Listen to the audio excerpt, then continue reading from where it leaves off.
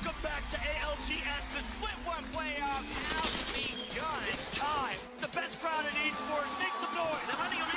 As we get ready for game number 1. Look at the bodies. It's a graveyard down here. Can he get the double? Yes, he does. Going for the triple kill to kick off the ALGS playoffs in London. He's going to be hitting some big Oh shots. my goodness, the damage. The Bravers are finally landing. Guard is going to win this game. Ascend will pick up the win. Oh, he's like, he punches him. Are you kidding? He's on main.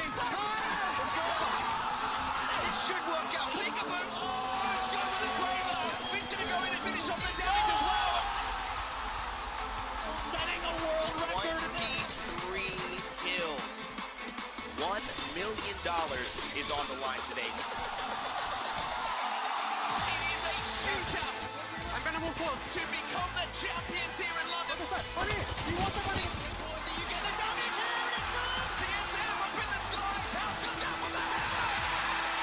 London belongs to TSM.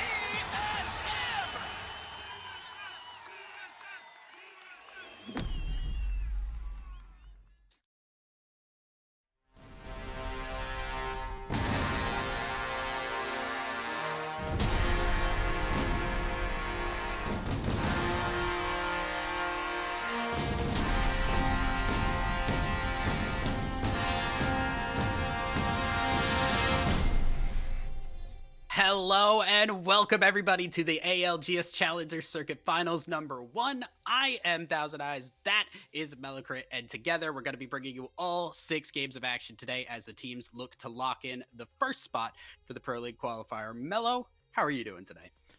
I am feeling wonderful. If I'm being honest, I feel super honored to be back on the mic telling the stories of these incredible players. This is where all of the new talent starts to show their face, as well as some of the old guards, some players that still have something to prove, it looks like. So I can't wait to get started. I am also excited to get started, but let's take a look at the overview here and see where we are in the grand scheme of things. As you can see, we're at Challenger Circuit number 1, and all of those teams are competing for a spot in that Pro League qualifier that's going to be coming up just a little bit later. Yeah, and as you can see, that this is sort of one of the first stages of many that these players will potentially have to go through to get to their opportunity in that Split 2 Pro League qualifier. Of course, winning it today does get you into that qualifier, but the points will also matter a whole bunch. Let's go ahead and take a look at our overview for today. We've got 20 teams, 6 games, the sort of standard here in Apex that we know and love. Scoring system will also be very similar, and again, that first place spot is going to be, I think, what everyone is going to be chasing here to make sure they lock in their spot in that Pro League qualifier. Yes, but it's not just first place. You also want to make sure that you're lining up those points as well. Those do become important because if you don't win, you still have an opportunity to make it. So let's take a look at how you're going to lock in some of those points for today specifically here.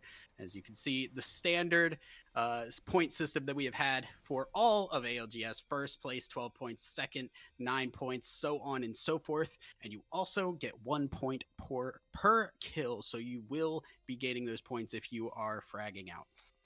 Yeah, and this is the start of potentially a long journey for some of these teams because, as you said, every point here is going to count, not just the points in the lobby, but as well as the points overall that you earn. So even if you're not getting those first places, it is imperative that you are finding those kills, you are finding those placement points every single game to try and leapfrog your way up that leaderboard and gain even more Challenger Circuit points for yourselves. Of course, point system we all know and love. But let's go ahead and take a look at our maps for today. 3 on World's Edge, 3 on Storm Point, starting off on World's Edge today. And we got a chance to talk a little bit about what this map might be looking like and how the drop spots will sort of shape the way that these games develop. So starting on World's Edge, is there anything you're particularly excited about here as we roll into sort of the home base for competitive Apex?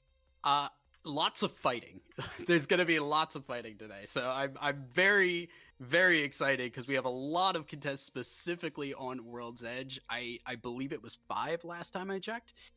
So there will be a lot of early action to look at, but let's take a look at the teams that will be creating that action here. So move on. We do have some familiar faces for people who watch the preseason qualifiers, like Pen 5, SKTT2, boys as well. Just some familiar faces for people who have been around for a little bit.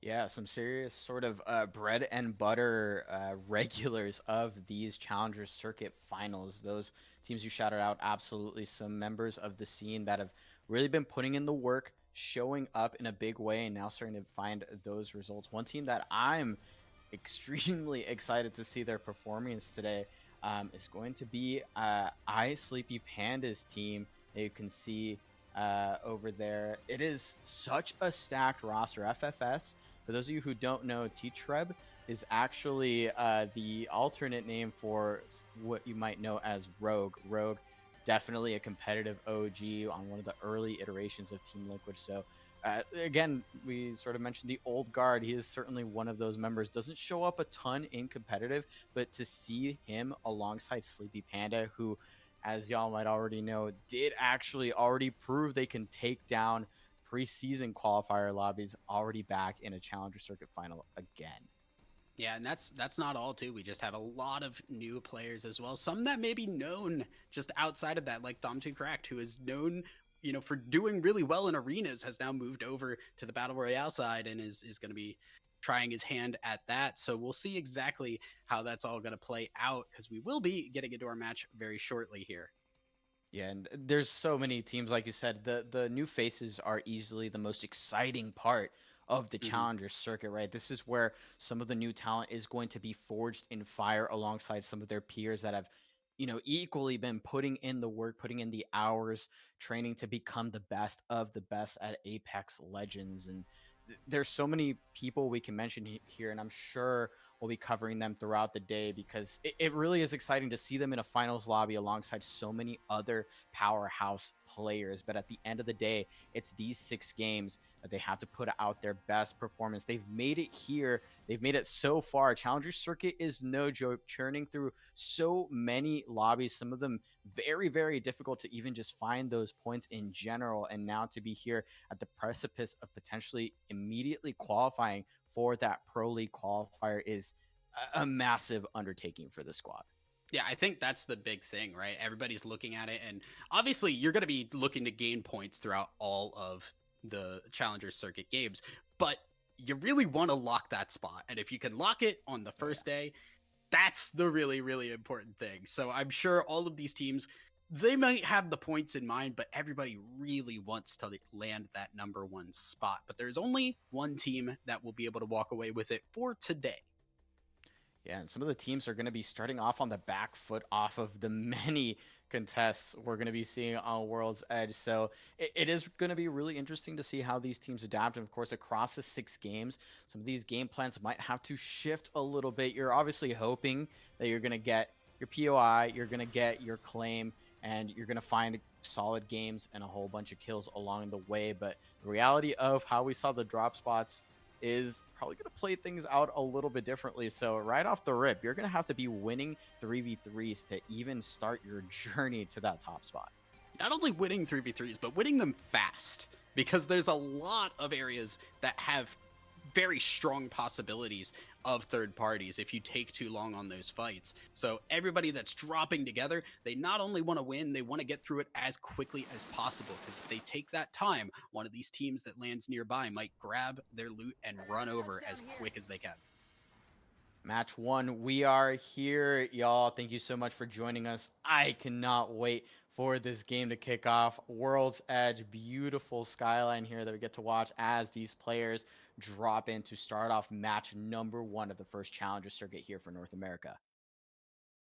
As we are going to see our drop spots here. Now, importantly, we have a couple of contests here. Specifically, Mod and Stacks is one that we talked a lot when we were preparing, but we also have Epicenter Survey, which has a contest, and Lava Siphon. We did have some teams swap over, so there's not as many contests as we were expecting, but still, there's going to be surely some early action in that southeastern side of the map. And Dom2 Crack, a player that you mentioned, did actually end up opting to shift their team over towards the previously unclaimed Geyser. So we'll see how their game shapes out. Right now, though, Weave, this fight shaping out very nicely for them. Already a massive advantage here with 2 knocks. Yeah, grabbing the R9 off the rip, getting the kill, getting the thirst as well. Able to shield swap immediately, and Weave essentially up a player. Should be able to finish this strong, and that is going to be it for Leet. That is Weave knocking out the first team, and they'll be claiming their 3 KP. Yeah, 13:37, not going to start things off with the hottest of starts. Weave, on the other hand, does feel pretty good, starting off with those 3 KP. On the other side of the southern edge of the map, ICBM, the next team to fall, as Status Quo actually wins out on a contest of their own. So 2 down. Not quite sure how many to go. And yeah, that Stacks mod contest seems to have gone a little bit more the passive route. No fighting, actually sort of splitting that up kind of the way that they were named and intended, perhaps. So I think that's going to be it for our contest that I see on the map there. Solid start for those teams that won it out, and some shifts in the map claims as well. We'll see if that affects their game plan at all. I'm definitely looking at Geyser, and I'm definitely also looking at Lava Fissure. Yeah, I'm taking a look at Survey there with Bozo is able to claim that whole northern side, as well as Sky East. When you look at Epicenter and Survey, when those are fought over, it's usually you want to get that northern side because it has that really good loot up there. Not only are they getting Survey, but they're getting Sky East too. So Bozo is starting off really well, but a lot of teams moving early to try and get where this ring is likely to pull. You could see everybody getting over to Mirage Etoile and trying to claim their spots quickly. Speaking of some pretty well-established players that don't really see the light of competitive day, that's going to be a Prizzy on y'all's screens. Very exciting to see him here alongside Enoch, previously coach for E8, showing up to play it out. Absolutely terrifying fragger. So that team definitely one to keep an eye out on. And speaking of keeping an eye out on sort of the future of our game here, we can see a preview here of our next ring, and you can already see how many squads have started to shift their way in. Very likely to pull down this way. So teams like Fall, who are rocking that Rampart, we briefly discussed the possibility of seeing this character, and there it is right off the rip on our screens. It's Fall claiming that pick. Yeah, and that makes absolute sense. You don't want to be caught out in the open with that Rampart. You want to set up as quickly as possible. So we do see Dig Vibes & Co. over near Mirage Etoile. This is one of the other areas here that is going to get populated quickly as it's just so very close. The question being, can they make their way in? Thermal has a lot of really hard choke points. When the ring pulls down there and everybody's walking in there at the same time, you can get some early action. Pen 5 getting into some action themselves as we see them taking on Dom2Crack's team. Right now, feeling pretty confident moving forward. I've gotten that opening knock, and there is no way to recover from this one, so it is going to finish off with a 3 versus 2, and it looks like Dom 2 and Co are probably going to start to try and run for the hills here, but Chase Mob on the Bloodhound on the prowl for these kills. They've already done a third of the work, and they want to reap the benefits of an early team fight win. Dom 2 going to try and defend from this roof, but it's looking a little bit rough here for Womp Womp. Yeah, Womp Womp, the one thing they do have is the high ground and the smokes here. There's not a good way. There's no horizon for Pen 5 to try and get up there. They're dropping the evac tower. They're just going to full jump on them, and that is immediately they are gone. Pen 5 with a huge jump and just immediately taking out Womp Womp. Pen 5 very happy with that one. Yeah, even without the horizon there, they're able to just flex with that zip up. That is an incredibly creative use of that evac tower to get up to that roof. No horizon needed, and they clean that fight up swiftly and with no real casualties so far, other than maybe losing a little bit of time as this ring starts to close. But what a fantastic start to this game for Pen 5. Unfortunately, they may have wanted that evac tower. His ring is moving, and it is moving fast, and you can see how many teams are around here. Real Business is holding ground and keeping Pen 5 from moving forward. They're just going to gatekeep as long as possible, and Pen 5, they may have to tank some ring for a while in order to find a way back in to the zone. They're not the only ones. Board was actually setting up a waiting. play. Oh, they're not going to get it. Unfortunately, it looks like Pen 5 did go pretty wide here, and it does make sense. There's so much open ground.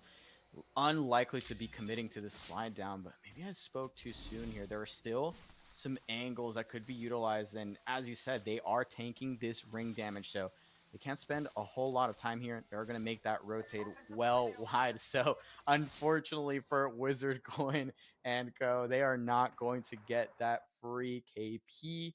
And they're kind of stuck out in the ring themselves. So maybe considering a play here for that crafter that we see in Overlook, but very, very far from this ring. And unfortunately, no profit quite yet. Yeah, and you can see how many teams have set themselves up. We see a lot of Loba, which I was not fully ready for. I have seen a little bit of Loba from some teams. I was not expecting 3 in this lobby. As you can see, the black market set up. Very good for some of these teams that do want to set up. We have a Pathfinder? If I had a nickel for every time I see Pathfinder in ACC lobby, I'd have 5 cents, which is way more than probably I should have. It came out 5 cents richer than anyone would have expected. Exactly. Boys on that Pathfinder too. Boys definitely a team that is they well recognized in their scene for the aggression that they bring. They are very much well known for going crazy on some fast loot to third-party situations, something we might still see on our next map. And because we saw that split over on the southeast side, we thought we were going to see something like that in the Stacks mod contest, but with the more passive contest scenario, Boys doesn't quite get to capitalize on early fighting here. And yeah, that Pathfinder in that late game might not be the most effective tool. They can set up some clever plays maybe with that zip line, but unless they find some very isolated, hard engaged 3v3s, it's going to be slow going for them in this game. Yeah, it's not going to be the greatest of utility characters in that late game, but it has at the very least gotten them across the map a little bit faster. Pen 5, we're checking back in. We're leaving them. We're going back over to the buildings here as we see Sleepy Panda and Co. They have dropped into a firefight, and I don't think they wanted to be there.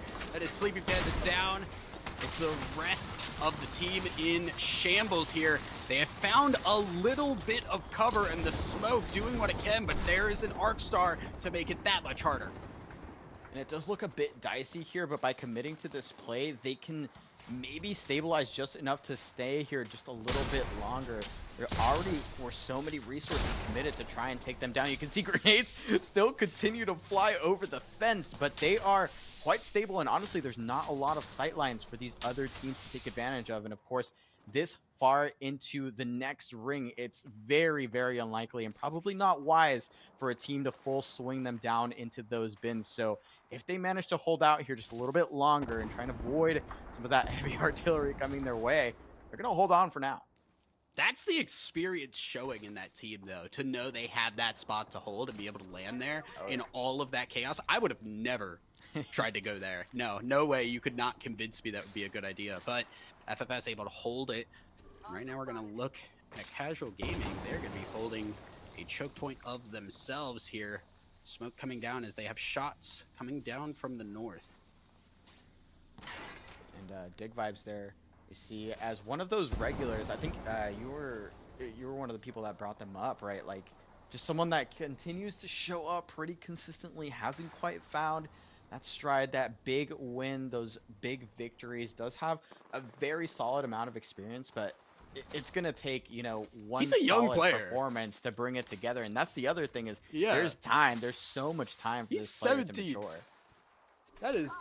He is the ripe age of 17. There is a long time to build on that product there, and I'm sure that we will be seeing Dig Vibes around for a while. Meanwhile, may not be seeing one of these teams real shortly here as Real Business. They have moved down into the landslide area, and they are on the hunt here, but Ring is causing some problems. The 30-30 out just to provide a little bit of protection.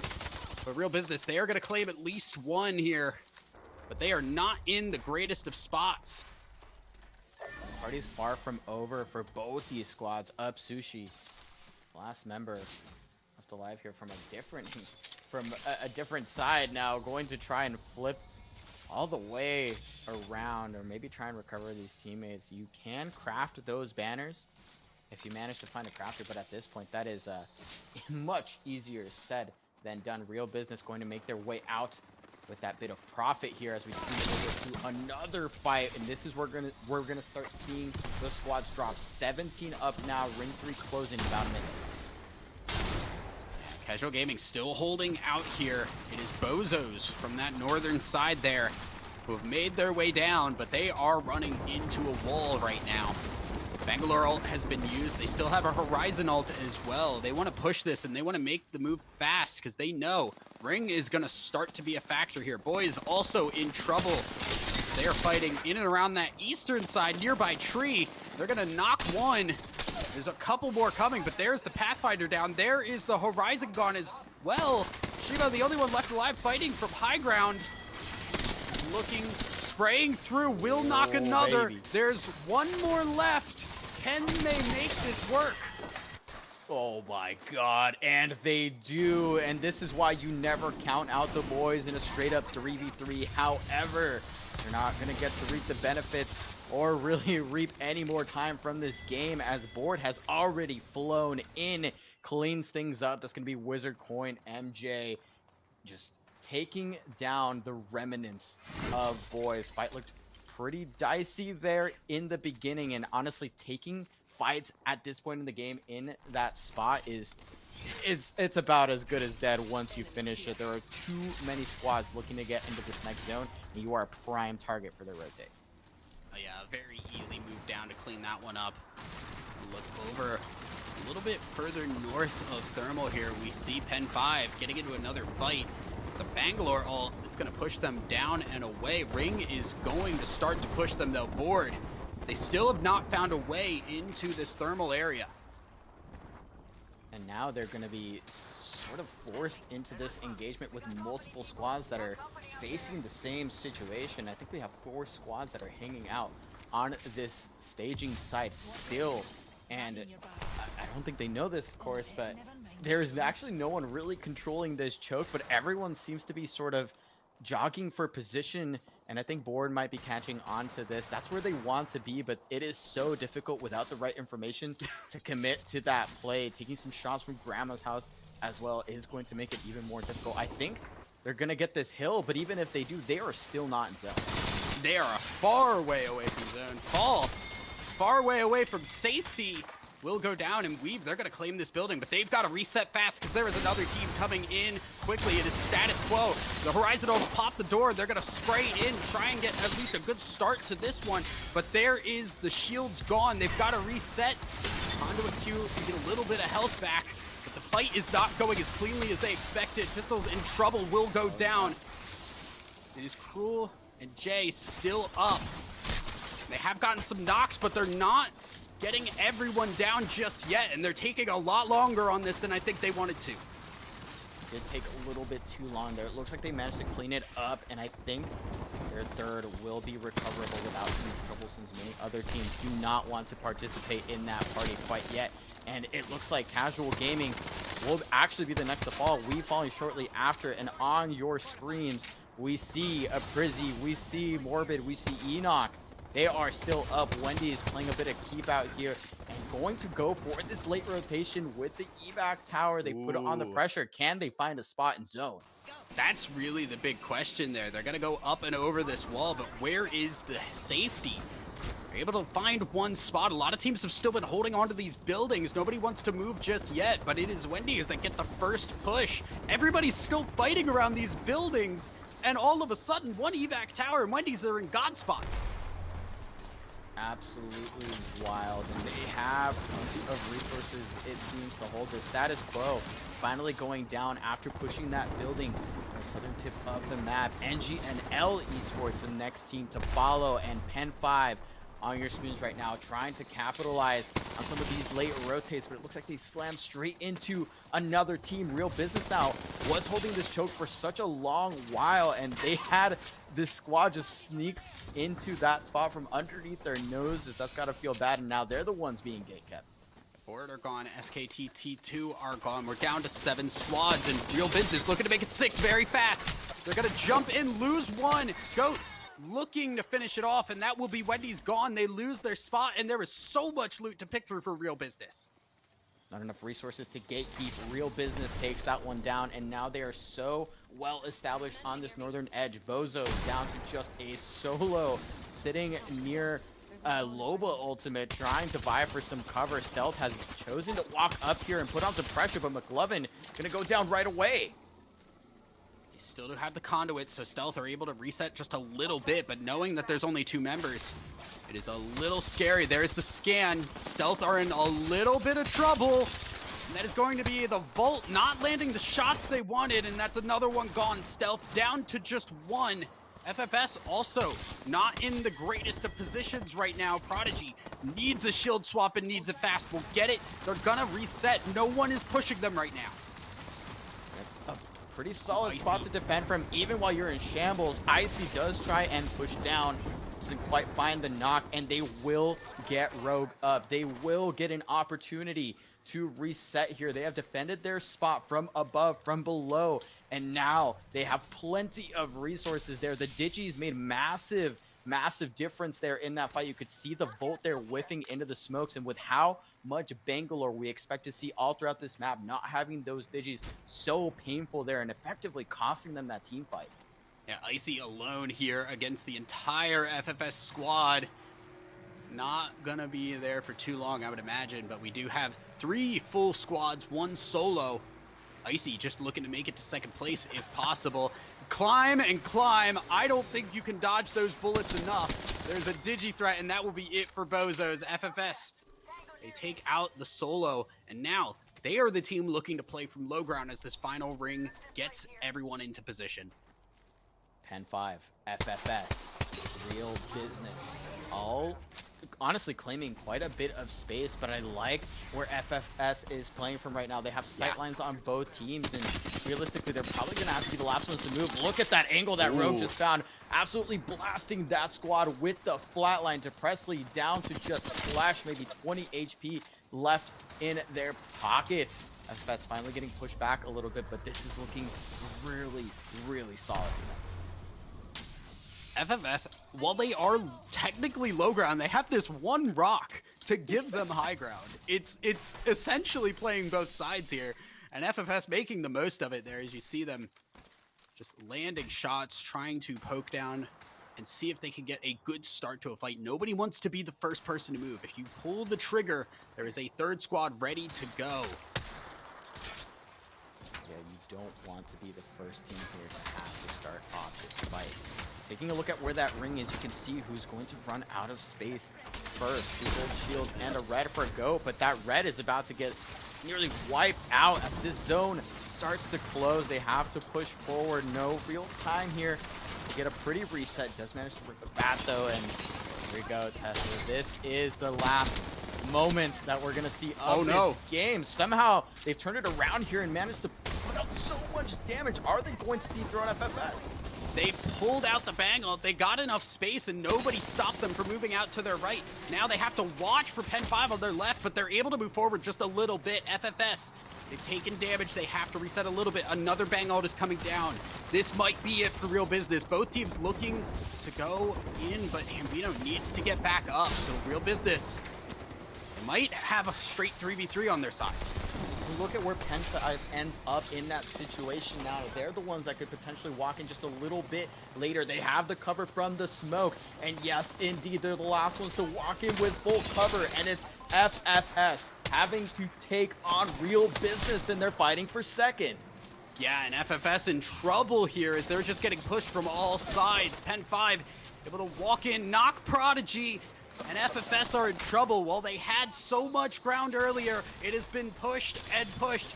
And now, Pen 5, they're climbing. They're looking to jump, land on top, try to claim this rock, because that is where things are ending. Hibito losing a lot of health here, but is able to get the knock, and that is going to be Pen 5 taking game number 1 from a position that I did not think they'd be able to. Real Business and FFS refuse to fall. They refuse to give up that first knockout. But finally, after all of that, it is Pen 5. And as you said, not a position we were giving them tons of credit for. They were in such a small corner of that final zone, but they slow it down a little bit. They wait it out. They wait for Real Business to have to overcommit on their position. And with that last sort of smoke to just set themselves up right underneath that rock, it's a little bit of a waiting game and a little bit of an end game fighting there to just clean things up. Pen 5 do it in game number 1. Yeah, I mean, with Hambino being down there near the end too, I thought Pen 5 were gonna have to play on the back foot, but they're able to land it and get that first place. But we have standings ready for that game, so why don't we go and check out exactly how many points everybody got? Pen 5 with 27 in game number 1. They were very highly rated in the preseason qualifiers, and they came out swinging in game number 1 today. And we talked about how they were on slim margins to make it into Pro League during the preseason qualifiers. And here they are showing exactly why. 27 points. That is huge. And I gotta say, this is sort of giving me flashbacks a little bit to what we were seeing in the EU Challenger circuit earlier today, where NPC started to build a massive lead to a 3-digit finish in their Challenger circuit. Are we seeing Pen 5 put something similar together here, Tessa? I mean, they're already over a quarter of the way there, right? We have 6 games. They've done a quarter in 1. My math is not great, but it dictates if that continues, we will at least see 100 points. Regardless, FFS also landing 19 points for a second place is not bad at all. And Real Business bringing up that third place spot with 13, a solid start. And again, this is a 6-game series, so a solid start is what a lot of these players could really hope for here. So put that together, being in the double digits early, being in an end game early here in the match day is a great way to kick things off. But before we get to our next game, we are going to take a little break, so don't go anywhere. We will be right back with our second game of the Challenger Circuit for North America.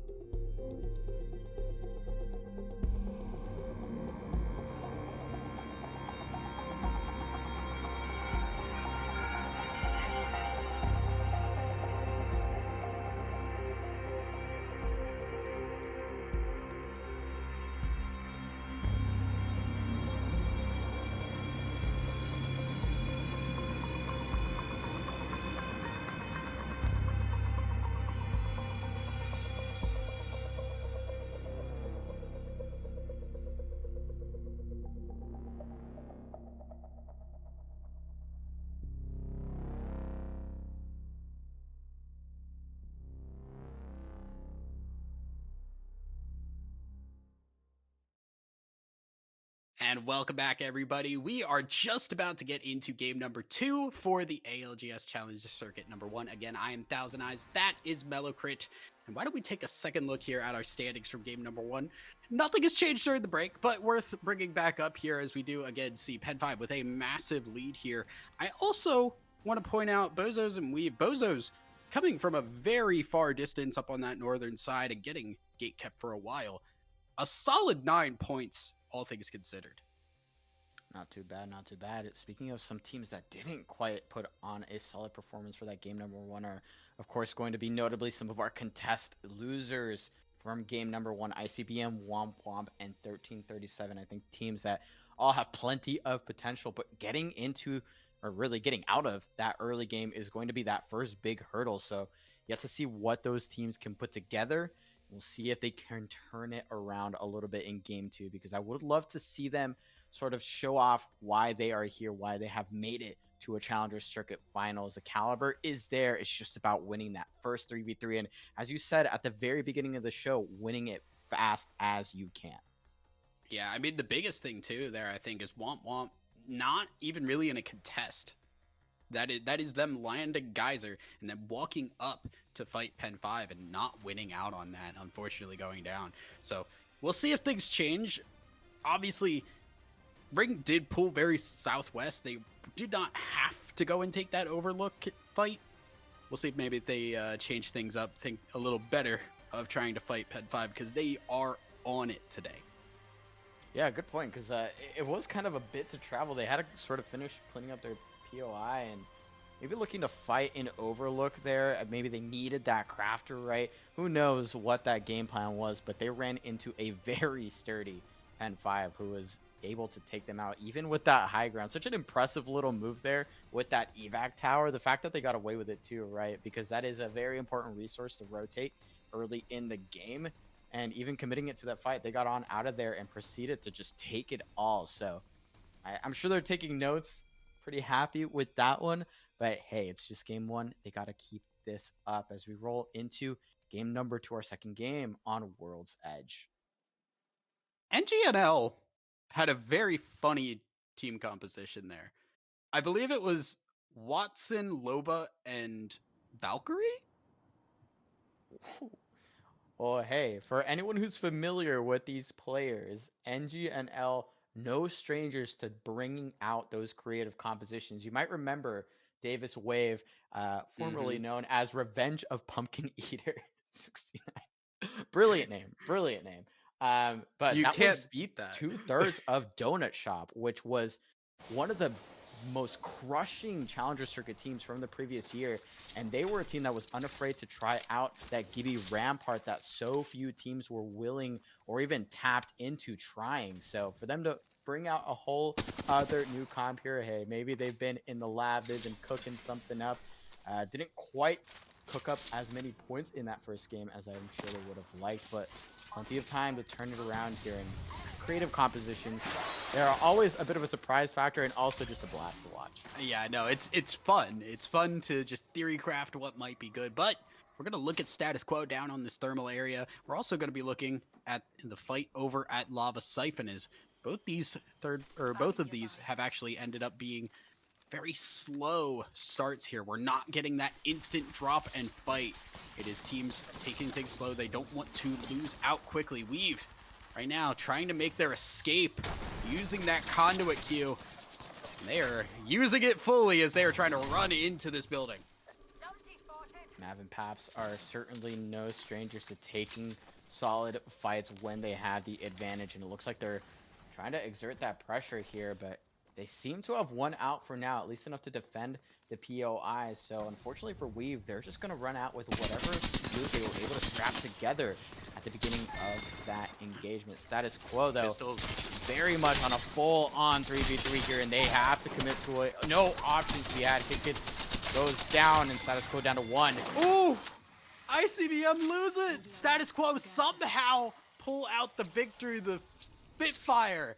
Couple of nice hipfire headshots gives Status Quo the victory, and they will claim Thermal all to themselves here. Ring gonna be looking in a similar direction here as we're still getting over to that western side. Lava Siphon starting to get a little bit more action as well as Weave They have not left, and they still want to fight it. Sentinel shots landing there, but there's no shields for a couple of the players right now. Not committing to the fight right away, but looping around, trying to find some more loot and maybe some better positioning. Oh my god. Sentinel shot does find its mark here. Whoa. And the Eva is much the same. Digital threat gonna go down, and Weave is up 1. Shitty with the great Senti shots, followed up with the Eva, and then we are not done yet. See LOTR, and that is going to be it for Elite again. Weave with the successful contest, a little bit slower this time, but a victory nonetheless. That means, unfortunately, that is a contest loss for ICBM again, and for 1337. They will not be seeing any more of this game, knocking out This in is Womp the Womp. bottom two. But yeah, as you were about to mention, Womp Womp has already shown up to maybe play spoiler on this contest party. Very, very quick rotate here for Dom to Cracked. And I believe that they pivoted their drop spot over towards Geysers. So this truly is kind of how you want to play that, right? You want to loot it fast. There's not the best loot there, even though they're walking out with 3 blues, not too shabby. And try and find your position early in the ring. And I actually see attachments on that flatline from Neo. So, hey, not doing too bad with that Geyser loot. And they're getting a quick rotate to boot. We have underrated Geyser, clearly, as Womp very, very happy with their rotate. And also just not going up to Overlook this time. They have decided against that. They don't want to fight the beast that is Pen 5. They're looking to at least make their way into Lava Siphon, if not try to fight here. But there are more teams coming. FFS not far from that, as they are not looking too shabby on their shields themselves. A lot of these teams kind of starting to maneuver their way. Verity, they started over in Harvester, and they are going to be making their way into Lava Siphon as well. Lots of teams getting set up. Verity, certainly a team to keep your eyes out on, as sort of some very knowledgeable players, right? Viz very much tapped into the scrim culture of T2 here, has tons of information, spends tons of time chatting with some very knowledgeable people about rotates, about macros. So massive expectations from me for them here, because they are playing out of Harvester uncontested. So they have plenty of resources. They have a really solid POI to make really good rotations. I'm hoping to see them execute well on those. Not quite the performance that we wanted to see in game 1, but this is an excellent zone for them to prove that they have what it takes. As we check in now with boys in a little bit of an extended fight. Not running the Pathfinder this time. They have swapped back to a bit more of a standard composition. They're stuck on this bottom side here near launch site. This is where they have landed. They have not been able to get out of it because they are being shot at, and really in trouble here. No shields. This is a bit of a tough rotate for them.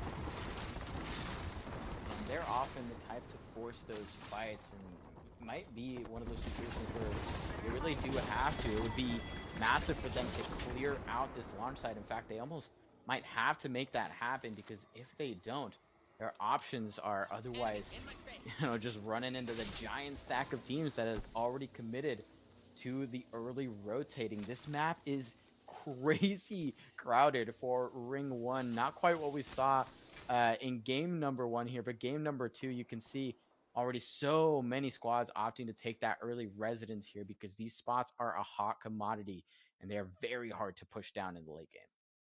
As you can see, a very centralized ring, little bit more to that southwestern side, and a lot of teams predicting this to go towards that Lava Siphon tree area, and they are correct on that, as we can see.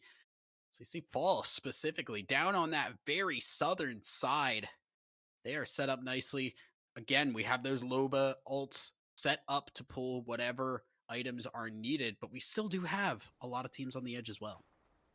Yeah, Pen 5, our game 1 winners in that camp, still on that zone rotate. Actually looking to play over towards the vault, it looks like. So plenty comfortable with the zone. They didn't get that early team fight to start things off. So they're going to execute on this game plan how they know best. They're going to run into some opposition eventually, and they have to be a little bit worried about the gatekeep. So this rotate on this next ring is going to be critical, that first 3v3 with about a minute left before the zone closes. check in with Bozos. Again, a very long rotate for them. They've started on that survey camp area. Gonna get into the vault and pick up what they can. They know there are teams in the vicinity and they're keeping a watch. Bozos very well set up here. You got the purple shields. You got a gold mag on that vault, which has been very strong in the current meta. You're going to be happy moving in. They just need to find a spot in the zone. That is the biggest thing. Right now, though, no limits on the chase here. Exception in a lot of trouble there. Will be able to hit the shield bat and survive. It is still chase time for no limits. Here we go. About 20 seconds left before this ring starts to close. So these fights are going to be sort of forced onto some of these squads. The gatekeep there being set up by Rollerbrains a little bit, but they themselves have to find this next rotate of their own. And you can see they're not committing too long to that poke. They have to find this next spot and ring, and honestly, at this point, let's do a little bit of hoping that no one's looking to keep them out here. Oh, and no limits. They've run into problems here as they have been jumped from the other side on this landslide area. It is just Nezuko up. Bangalore ult hits, but there through the smoke is the Horizon. Nice beam on one, but not enough to get the knock, and no limits. They're going to go down. It is Bozos who claim that victory, and they're going to be trying to pick up what they can. They're not going to be looking to drop that Bangalore ult just yet. Worried about the third party, not going to have to deal with it. And props to Bozos there. Don't even have to commit that ultimate. Means that they have this resource as an additional piece to what might be this rotation puzzle, because they themselves still have quite a walk to make. And we can see on the map that there is more than one squad that is likely to give them some opposition. FFS, one of our top 3 teams from game number 1, have already found a nook out here to play. This high ground is pretty spicy. You can put on the pressure, but it is also quite a bit of space to hold, and you don't want to be caught up on that height with multiple teams coming up on both of your chokes. So you see there, they're actually going to commit to taking a wider angle here and fighting out some of these squads that were late to this rotate. I love this play from them right now. FFS taking a look at Rollerbrains right now. They're going to land a little bit of damage, but they have to be careful. More teams are not far behind. We see there Wendy's is actually going to be the team that's probably going to get challenged in this spot. They have quite literally an uphill battle to deal with, but FFS knows there's at least one other squad that might be wrapping on their back. So you have to split the difference here. Do you commit to the straight up keep out, or do you fall back to a spot you know you can defend a little bit better here? It looks like they've gone for the latter in this case and maintain this high ground for now. FFS not wanting to get involved in this, knowing there's a couple of teams in here and they do not want to be in the middle of it. Gonna back away. Wendy's will be fighting with their backs to the ring. May not be as safe as they believe. There is still Bozos in the ring from that landslide section. Wendy's do need to find some relative cover, and looks like they're gonna try and get into Harvester itself in order to get that. Man, this landslide transition has been disastrous for so many squads. No real game plan here. It seems like some of these squads were forced into flubbing their rotate, and now they're just forced into these terrible fights here. Rollerbrains going to be likely forced into a fight of their own here. Look at how many shots are coming their way, and they're not even from the nearest team right now. They still have FFS up on their high ground. They're likely going to have to deal with there. They're already making their push up, and they know if they don't clear their back, they're going to have shots coming every which way, making their rotate impossible. Not a bad fight to take looking at the shields here, but it has to be clean. Yeah, but importantly here, it is FFS with their backs to the wall. Sticks are landing, and now they are in trouble. Damage is hitting, and Rollerblades, they lose out on flanks, they lose out on recon. It is just not Pain up, and not Pain will not be alive for much longer. FFS clean them up, but they've got more fights coming through. They're going to drop down, and it is actually going to be Icy that holds them off. FFS need to find a way out of this ring fast. This is round 3. It is going to hurt.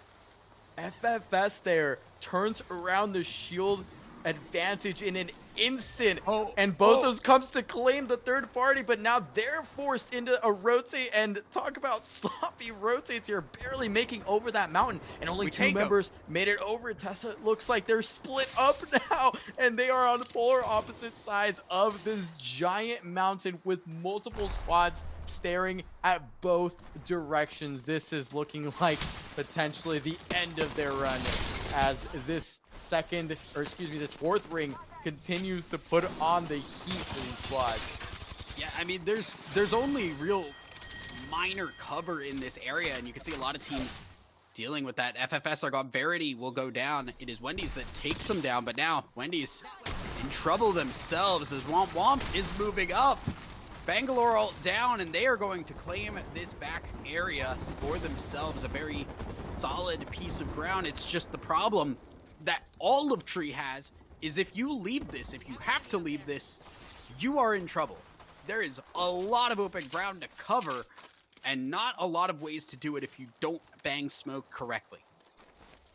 Bang going to be a critical resource here, as you mentioned. Bang ulting, or Bang smoking correctly, but also the Bang ult is going to have to open up space for so many squads, because even if you were early to that tree party, the lack of space means all of the squads on the north now are going to probably be flying in with evac towers. Teams like Status Quo that are starting to slip in late here. They've actually found an unexpected power spot on this ledge that is going to make it impossible for teams to make this rotate without either taking a fight or taking tons of damage. Boys, now into a fight themselves. They're just gonna clean up easily here. That is Fall gone. Not even a knock in the other direction, and boys very happy to claim their spot. Ring will continue to close, and they've got to make their way over to the tree just a little bit further. Teams realizing there are not a lot of buildings in this next ring. We've got to find some way. Wendy's are gone. Womp Womp in trouble. There's no hard cover, and Womp Womp gonna lose one. As it is Casual Gaming firing upon them. Another one of our squads. They're rocking both the Loba and the Rampart here. They managed to sneak in behind, seemingly unheard, and are now punishing the squad in a big way, but they do lose one. Vera follows shortly after that. Wingman doing so much work, it seems. They haven't managed to clean up this fight. Prowler in hand. Can they turn this one around? It is all up to Seatter, and there are at least two other squads that are waiting in the vicinity to potentially pounce on the opportunity to take these kills as well. Plater's still alive there. The ring just barely keeping Casual Gaming up here. Status Quo in a very good spot. So this next ring going to be pulling just to the west side of Tree. All the teams holding ground in this tree area are going to have to move, and they are going to walk into the waiting arms of Status Quo. See damage landing onto a Prezi's team. Status Quo, they really just have to fire from above. What is this zone? Look at this. I've seen this one before. This is going to be impossible for any squad that was hoping to just play it out of a truck, play it out of a building. You are walking into the waiting arms of every other team's sightline right now. And Status Quo, they like we said, they kind of just shifted their way in after clearing that entire northwest side. They now get this all to themselves. One of the last remaining high grounds, and honestly, one of the last remaining real pieces of cover here. Still a little awkward that Rock isn't quite letting them get eyes on the other teams, but teams like Boys, well, they quite literally have nothing left to play. They're gonna have to swing on out and just face the storm in front of them. Yeah, the only thing that you really have is rocks and a couple of containers in this area. And it's not a fun time, boys. Showing that clearly. Round 5 gonna start to close, and they're gonna have to move. Everybody's moving at the same time. There's 8 squads worth of people, and there's not 8 squads worth of room here. Boys, there's a lot of smoke, a lot of cat walls. They have to take it step by step.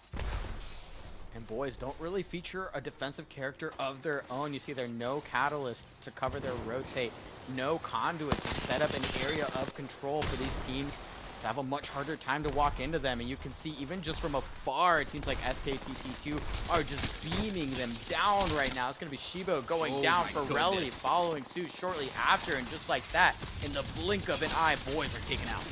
Boys are gone in SKTT2. Well, they're not in the worst of positions. They're not exactly healthy either. Lots of teams fighting around them, though. You can hear the shots from below. Board are going to go down. Casual Gaming, they get that victory, but there is a team directly above. NGNL are gone as well. The Prowler picked up, but Casual Gaming don't have time to wait. They're going to lose Farah. That is 1 down. That is 2 down. Dig Vibes, the only one up with the blue shields. Can he make it work? He does! SKT22 are gone, and Dig Vibes will live. But who is it but Status Quo from their high spot, able to drop down and claim game number 2? Beautiful cleanup there from Status Quo, and I'll be real, that was their game to lose. Once we saw that ring pull and the fact that they just have so much presence and so much information to work with in that end game, kind of just had to wait for all of the other squads to crash into each other, and great way to convert there, because that is still not an easy spot, right? You still have to make the plays happen, and they do exactly that. Status Quo, our game 2 champions in our second game on World's Edge there. Tough zone, great play from them. Yeah, I mean, they played it exactly how you needed to. The way you needed to was let everybody else fight. Just take the pot shots from above. You don't want to put yourself in the middle of it. And Status Quo recognized that. They played from that high ground and did a great job with it. As we do have our standings ready here, guys. So we are going to look at those and see exactly how the points actually spread out. That is Pen 5 still up top, still very healthily. But Status Quo with that victory. A very large jump to take second place. And I want to say that Pen 5 there was actually solo alive in the end game there. One member that might have actually snuck into second, depending on how the timing of that last fight went down when Status Quo swung down. So they still pick up quite a few points there for not having won the game. They increased their lead by a little bit, but Status Quo hot on their heels here. First, a big game of the day to start things off, and FFS maintaining that consistency here, rounds out the top 3 with 21. Yeah, a very solid first 2 games here. Pen 5, I mean, we are seeing levels that I'm not even sure that we saw from EMEA earlier today. This is Pen 5 taking a massive jump here. And FFS also continuing to at least keep pace right now. They are in third. They are a team that we expect to do well. So far, two games in, showing that they're in that top 3. Absolutely. Talent cannot be denied here. They continue to put on a performance. Casual Gaming, though, also really solid. And Bozos, who we saw there just having the worst of times, it felt like, in multiple instances throughout that game, still come out with 17 points after 2 games. And again, every scrap of point that you can put together in these games can matter so much for the long-term challenger circuit run that many teams are going to be undertaking. So that's exciting. I'm sure that while not the best result, they're still pretty happy to put points on the board. Yeah. But I think with that being said, I'm going to take a little break here. And when we come back, our final game on World's Edge.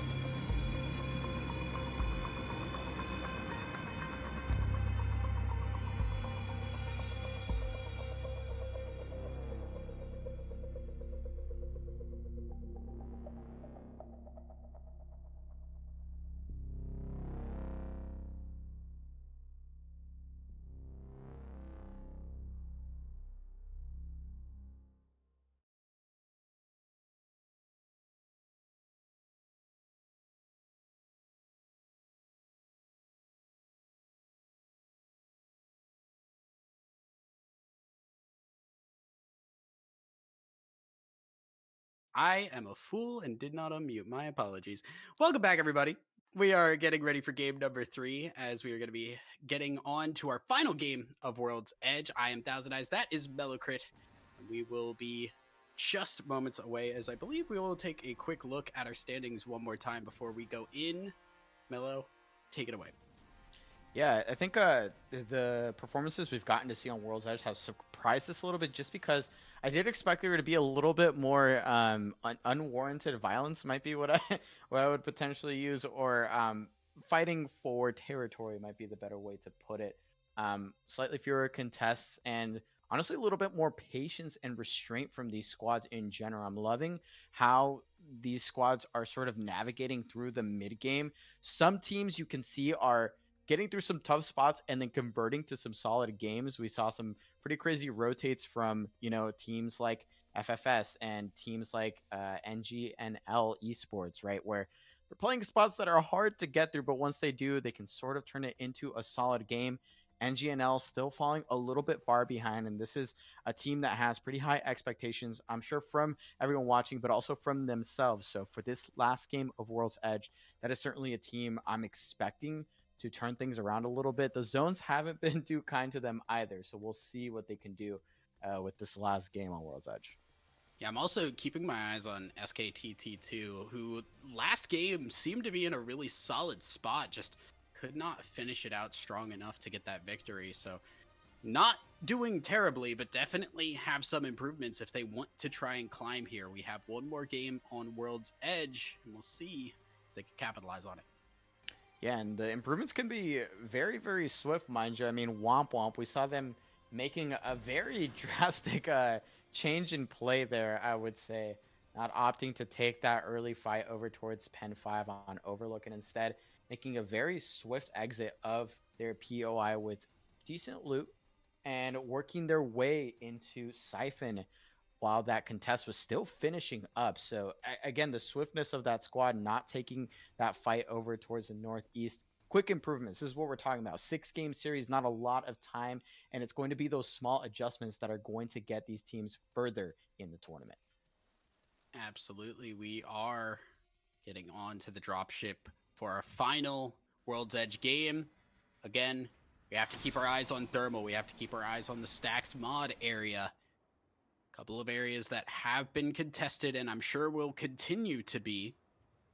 I'm also just going to be fingers crossed hoping for a earlier ring to go up north here because we have not had any northern rings. It's maybe a little bit sad, but hopefully things will change up this time around. Yeah, the party has definitely been leaning over towards the southwest. We're also going to see a little bit of a mix-up here. Status quo already well into their contest, taking some very early damage. This has not been a good start for their opponents, but it looks like they might have finally turned things around here, already making this a clean 3v2 with the thirst on a pistols. I mean, yeah, it's never a good start when you already have somebody running through lava. Not generally a positive thing for your team. ICBM, they do lose the Bangalore, but they're still up 2-1 right now. The health is not in the best of places, though, so looks like they're going to back away. They may not commit onto this third, and now we do see, I believe that is Fall, that is already taking a peek over. Yeah, surprising. They're hearing a little bit too much activity, a little bit too long. Might be getting enticed a little bit to join in on the action. I feel like ICBM here can easily chalk this up to a win. And I think right now they really have to focus on executing their game plan now. They don't want to spend too long chasing that solo, cleaning up that extra kill when they could be doing something like starting to craft up their shields and get ready for this next rotate. They're going to have to execute. We saw that the ring there, well, just a little ways away from them at the very least to the northeast of them. And it looks like it could be very central as well. So ICBM, an opportunity here to have a big game. Definitely, but we're also going to look at FFS, who have been doing well so far, but currently losing out on Prodigy. FFS and Real Business have been landing stacks and mod. They've been trading it. It has not been a real fight. We've seen both these teams go late. Unfortunately, this time around for FFS, seems like they have been caught off guard. They're going to have to fight as a duo. They do not necessarily have to grab that banner, but the question is, how do they get out from here? And they have the boys down to the south, a team that is more than happy to take a 3v3, let alone a 3v2. They obviously probably don't have that information right now, but yeah, FFS doesn't have an easy way out of this situation. And Womp actually has the opportunity to chill a little bit here as FFS and Real Business are sort of just going to have to split the difference here. FFS moving their way on out, going to try to make it out of here. Maybe find a crafter at some point to get Prodigy Aces back up. So not the most stellar start here.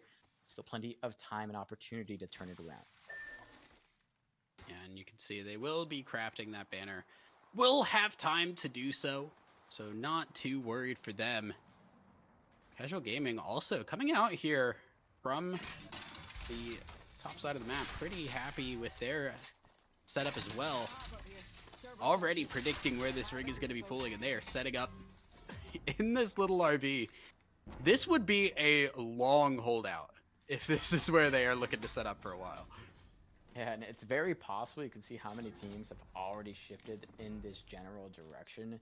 This team was coming over from Countdown, so they made a swift exit and a swift entry over towards the southern edge of Epi. So hedging their bets in a big way here on this ending, clear into the northeast. So hey, Thousand Eyes, we're getting your wish. It's coming true. Let's we go. are going to the other side of the map, and that could mean big things for some of the teams up on that side that haven't really had the opportunity to have a solid game, because some of those southern polls can be really brutal. We saw the landslide choke be such a problem for so many squads, and we'll have to deal with it quite as much here. Ooh, yeah, we're going to check back in with the southern side, though. Real Business. They had the jump on FFS, but now, boys, they have done what they do best, and that is jump onto a team and get into that firefight. And it's going to be full thirsts onto a couple here, boys. Happy to grab what they can. Now, boys, also just going to thirst for the blood here.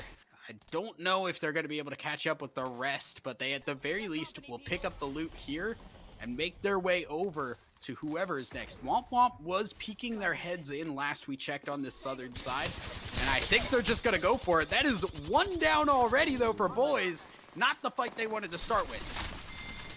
Greedy here, but they are going to be able to clean this one up, and boys does have the Bloodhound as well to make sure that they can chase this kill to the ends of the earth should that be the need. But they managed to clean it up there, do end up getting knocked, but no other teams really in the vicinity. And fun note here is FFS, who was involved in that contest initially, is actually wrapped around all the way to launch site. So they're kind of taking that spot, maybe just calling out the fact that they knew boys was going to go try and get involved. And now they get an opportunity to pick up some loot, maybe pick up this this beacon scan, and figure out where they have to go now. Oh my goodness. Stealth gonna lose McLovin immediately. And suddenly things are not looking so good. We bought their time. There's the Horizon ult. And everything's coming out fast. Stealth, not the fight they wanted to have. And I think that's just gonna be it for them. A nice, clean fight for Weave. And they will claim their 3 KP. That Conduit ultimate coming out far too late, not able to defend there, and Weave just run that team down. If I'm honest, that was just a flash before my eyes, and suddenly that was the 19th squad going down here. So we take a look to another squad that might be looking to wipe out a team of their own. They've already found a knock, and that's going to be onto J-Trips, which means that 1337, who hasn't had the best start here, are we finding some kills onto arguably one of the strongest teams in our lobby with NGNL.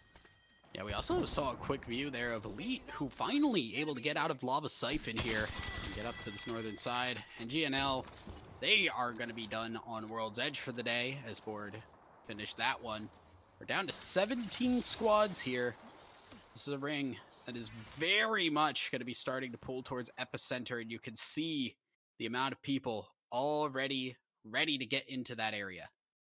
Hey, it looks like Casual Gaming's play might have paid off, and you see there, Verity, a team that we talked about needing to get into those zones early with the potential of fast rotates from Harvester. They are well in there. They're actually further north than Casual Gaming is right now into that epicenter spot, playing maybe the second, maybe third best spot, or maybe even the best spot right now, depending on where that third and fourth ring end up pulling. So great heads up play from both Casual and Verity there. And now it's just about defense, defense, defense. Important to note, too, we do have a lot of teams on that southwestern area very far from the ring in Harvester right now. And I doubt we see all of these teams make it out of this alive. We have FFS Fall and ICBM. We can see Status Quo also just on the run into Thermal. ICBM currently holding Harvester. They're getting into that fight with Fall. And that is a lot of damage from the Volt, but not enough to drop from.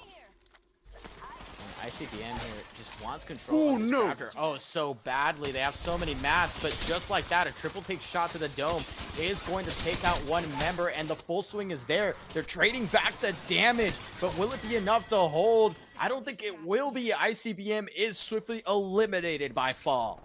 I will give a lot of credit to ICBM. I did not think it would be that close.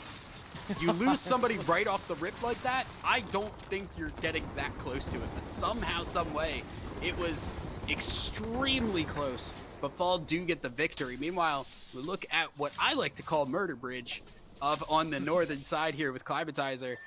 Elite holding it right now, and it is difficult. There is not a lot of characters that can hold this area well, and I think they're starting to realize that.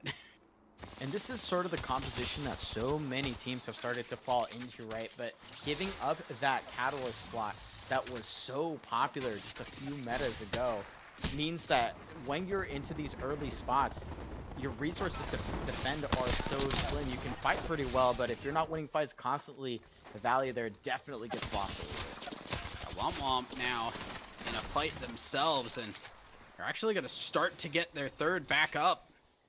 Right now, things working out decently, but nope, that is another knock, and Womp Womp in trouble. There are too many teams around here, and now there is a third party coming in. It is FFS. Boys, FFS and Womp Womp, a lot of mechanical players here, and we are going to get the firefight of a lifetime. Dom 2 cracked, invoking his inner arena demon here to try and hold on out. They're going to give up this truck as FFS flies on in. Shield's not looking all too hot, where in the other side of the engagement, Boys actually already had a red armor to their name, so we'll see if they can execute this cleanly. They cannot afford to get knocked here. Panda, there's no shot. That is a crazy peek there. He's gonna go up top, get the crack. Doesn't take a lot of damage for it either, but Prodigy will go down, and suddenly FFS as a duo. Round 2 has finished closing. And FFS, they have to find a way. They're not going to get Prodigy back. They are going to have to fight this out as a duo. And Panda going to have to fight in the ring as well. They're running all around this building, but it's not working out. Dropping down, FFS will not get the victory, and it will be over to Womp Womp as they are going to clean that up. Boys have fully left. And in an uncharacteristic turn of events, Boys do not instantly fly in to take the follow-up of that crazy fight. What is going on? It is seeing it on the map, they might still be looking for it anyway. But with a member down, realized the numbers weren't quite in their favor, so I think they might be sticking a res there. We'll have to check back in on them later. In the meanwhile, Weave still just outside of zone, trying to control some of the space over on the western edge of that next circle, but they've got at least one squad to contend with up above them. SKTT2 giving them a run for their money as well. And here's that death bridge that is so impossible to hold. 1337 fall while trying to do so, and it's Pen 5 who capitalize. Pen 5 who have had a banger of a day so far, looking to continue it. They're going to hold out. There are more teams in this area. There are 2 other teams, Verity and Board. Wingman landing some nice shots from Chase, but it's hard to push this. There is a lot of ground to cover and not a lot of cover to utilize. Verity here so early on the rotate to stake their claim to this part of the map. They're trying to defend it, but they are going to be forced out of their homes as well. They're going to have to find new residents further down south, and this is where every other team right now is going to be targeting. Boys go down as Ring 3 starts to finish its closure. Who is going to fall next? Weaver still in this RV. This is claustrophobic. there is a lot of teams around there, and there is not a lot of room to move as we see Catalyst Wall starting to go down. Ring will push, and we see Up Sushi and No Limits gonna have to use that cover as best they can. Board are gonna go down. Wendy's as well. 11 squads left. We are pulling even further south. Epicenter no longer going to be in this. We're dropping down and finishing off one. There's another knock, a full thirst there. Blizzard Stomps are out and No Limits.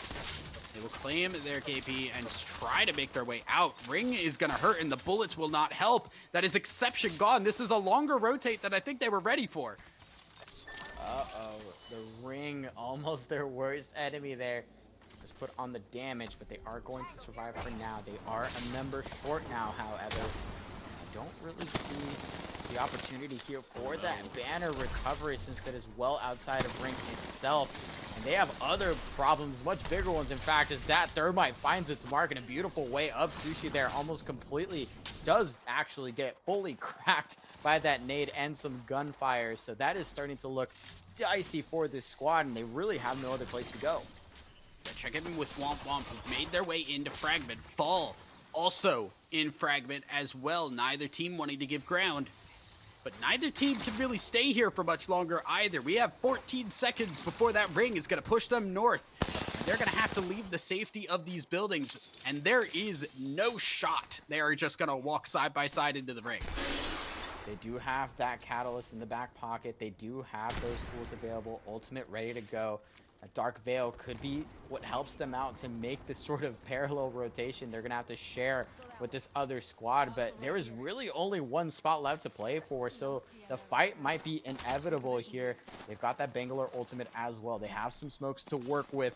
The walk-up is beginning, and that is going to be true for multiple squads here. Verity going down on a walk-up of their own. Meanwhile, Roller Brains, my Roller Brain there, playing keep out here and taking out a squad of their own. It's a tongue twister. I'll give you that. It is a tough one to say, but Roller Brains will get the victory on that one. We see Womp Womp out here dropping down the Bangalore, all in trouble. They need to get this team off of them and fast. They do not want to get pushed. I think they'll be able to hold out. SKT T2 not wanting to full commit to that. Too much to be threatened for. SKT does find a pretty solid spot, but there's so many other squads that are going to have to contest them for it. I mean, realistically, with this end game Ring, you're going to have that ledge to play with. You're going to have maybe that high ground pipe. Actually, I don't even think that will find itself in the next Ring. So SKT T2, they need to be gearing up for a massive defense here as they're going to be contested for that spot. And two teams that we saw rotate here since the very beginning are finally hitting the violence button to try and take each other out. Yeah, well, it's over. Wow. Weaver gone. That's all. That's all she wrote. Now there will be Casual Gaming grabbing what is left of that loot. How many Loba Black Markets were dropped in there? I can only imagine. But they will be able to grab that. Now the question is, how do they get to where they need to? Because you can see there is a river of lava. I would not advise touching. Casual Gaming really has one bridge, and there is no limits to their left, and a member of Rollerblades who is not letting them up easily. Bozos does fall in the meantime. SKT T2 taking up a massive amount of space. You can see how wide they're playing there with Cape way over on that western side, just making sure that their backs are completely clear before they make this next block of Casual Gaming, as you said, finally wins that fight and is the last team standing for the Battle of the Trucks, but they've got an uphill battle here to make it into this next zone, as this bridge is going to create such a terrifying funnel that they're going to have to walk into. That truck is not in zone. Will it be enough to set up the rampart walls here? They've already lost 1 6-second cooldown, and it might just be Sheila offense going to have to be what opens up some space for them and the Bangalore smokes to hold out just a little while longer. Bangalore actually giving them a chance to get the high ground here. They can't make anything of it. There is a Sheila in return. It is the Battle of the Ramparts. The nade of a lifetime from Nezuko will knock Vera. Womp Womp are gone. And suddenly Casual Gaming on the back foot here. And there he's going to be pushed. In this right now, though. Ooh, it's going to be close. Yeah, Slater on the outside, the only one left alive. And it's just going to drop in. The no-scope on the Kraber is crazy, but cannot get into the... Cannot get in for the shield swap. Will go down, and that will be Casual Gaming, followed very quickly by No Limits. SKTT2, Pen 5, and a duo of Roller Brains are up. Pen 5 is a solo as well. SKT2, they should be taking this home. Absolutely, Kraber in hand, double red shield. I mean, they've been holding this spot since what feels like 2 rings ago almost. They're playing really wide, commanding that space entirely. And with just a duo on their right, this is going to be about as clean a win as you could hope to set up.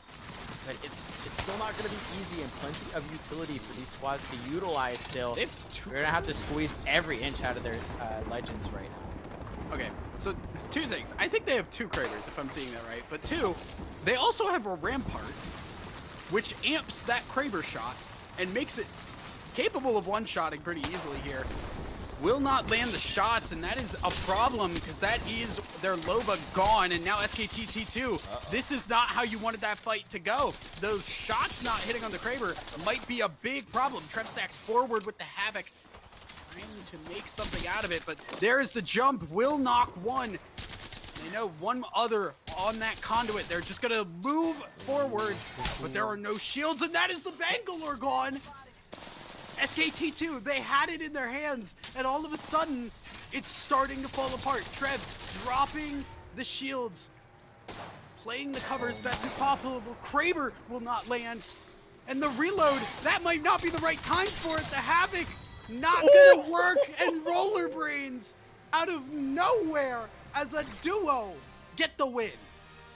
Unbelievable there. It looked so clean for SKTT2, but perhaps playing with their food a little too much. An early knock and swift follow-up and turnaround there from the Roller Brains as a duo. Never count this squad out, and this was not a team that was on our radar necessarily, but they are certainly there now. Our last game on World's Edge going to an unlikely duo clutch up. Amazing. I looked at that map and I saw we had SKTT2 as a trio. We had a solo from Pen 5 and a duo as Roller Brains. And in my brain, I'm saying, this is SKTT2's game. And I saw they had 2 Kravers and I said, this is absolutely their game. And it feels like they just really wanted to hit those Kraber shots. They really pushed hard on it. They could not land it. So let's see where those standings take us from here, because that is going to change things up a little bit. And SKTT2, they do land themselves in 2nd place, but I'm sure they're kicking themselves for not getting that little bit of extra points. Yeah, that should have been at least 3 more points in their pocket. Actually, if I'm not mistaken, there should have been 6 extra points in their pocket for that KP and that extra placement points. Still, leapfrogging up to that 2nd place spot must feel pretty good. But one thing that you noted, and it felt like deja vu, the Pen 5 solo back at it for another top 3 finish means that this team is now precisely halfway to 100 points at exactly halfway through our games today. Match number 3, keeping them in that 1st place spot. But the lead is starting to slim a little bit. Just a little bit. And here's the thing, though. That's it for World's Edge. We saw a lot of things out of Pen 5 that were successful. Now we have to see if they can continue it on another map, or if they continue it even more on another map. So questions definitely open to be asked. But I think we are going to head it to a quick break here, guys, as we get ready for that map swap. Don't go anywhere. We'll be right back just after this.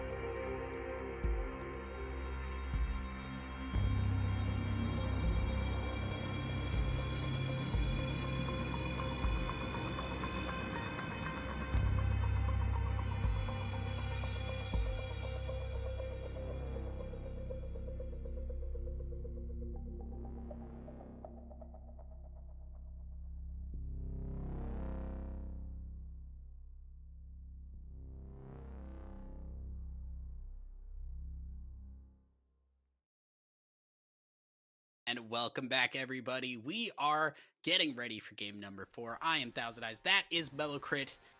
And we are swapping maps. We have seen all that we can see on World's Edge. We are now moving over to Storm Point, which should have a little bit less early action, I believe. Yeah, based on what we saw earlier from our little peek at some of the contests, the drop spot's a little bit less contested, though. World's Edge ended up being a little bit more passive in the early game. So we saw some longer games from some teams, and we saw some teams get the opportunity in game 3 to turn things around on those contests as well. So they had a solid couple of games, or a solid round before the next couple of games. And we'll see if that changes here on Storm Point. Fewer contests, different contests, notably from some of our current lobby leaders. Yeah, we do have NGNL and Board going at it on Downed Beast. We have Weave and FFS fighting at Pylon, which I'm glad to see Pylon contested finally. I've seen that gone uncontested way too many times. We did have a Lightning Rod contest. However, looking at our drop spots now, it seems like Wendy's have dropped that and are going to Stormcatcher, and it is just going to be Pen 5 grabbing that for free, which is great for them because they want to keep landing those points as much as they can. Yeah, and I was going to say that was actually the one contest that sort of could have turned the tides, I think, of the lobby a little bit in either direction, because if Pen 5 wins that contest consistently, that's 3 KP, that is control of that side of the map, and that is probably an even larger lead. So the fact that they're shifting over, I absolutely respect it. You want to get full games of Apex Legends in there to try and execute that macro strategy and hopefully find a couple more wins. So it makes a ton of sense. However, the other contests, they are still going to have a massive effect on those squads, especially some of the squads that have already had the opportunity to pick up some points here. Now they have to win those fights first. Absolutely. I'm also interested to see, too, if we're going to be continuing to get some of the more unique compositions that we have seen, right? We have seen a lot of Loba where we didn't expect it. We've seen a solid amount of Bloodhound, which hasn't been super popular. And now moving on to Stormpoint, what changes? Do we see the Loba more? We saw a Valkyrie at some point, which I can only imagine feels even better on the Stormpoint map. Yeah, and we saw an uncharacteristic amount of Rampart as well, which unfortunately here for the Rampart fans, I think we see one less squad taking on that legend. Still has its utility, and again, it was NG and L who last year under the banner of Donut Shop, or at least 2/3 of them under the banner of Donut Shop, was killing these challenger circuits with the Rampart Gibby. So not putting the Gibby back into the slot this time around, but yeah, it seems like we've tamed off a little bit. We also didn't see a Pathfinder, which we did end up seeing in our first game. Definitely easily the most unexpected pick, I would say. And yeah, I think some of these teams are also recognizing they need to have a clean, solid 3-game set on Stormpoint. For sure. I think what we kind of were expecting was, all right, some of these teams, they're going to do really, really well in the first 3 maps. Can they continue that, especially as the contests switch up? FFS going to be fighting Weave right from the start there, as you can see on Pylon. I'm also keeping my eyes very heavily on that Downed Beast contest because there is a team directly at Mills in Fall. Actually, we're getting the contest at Mills instead.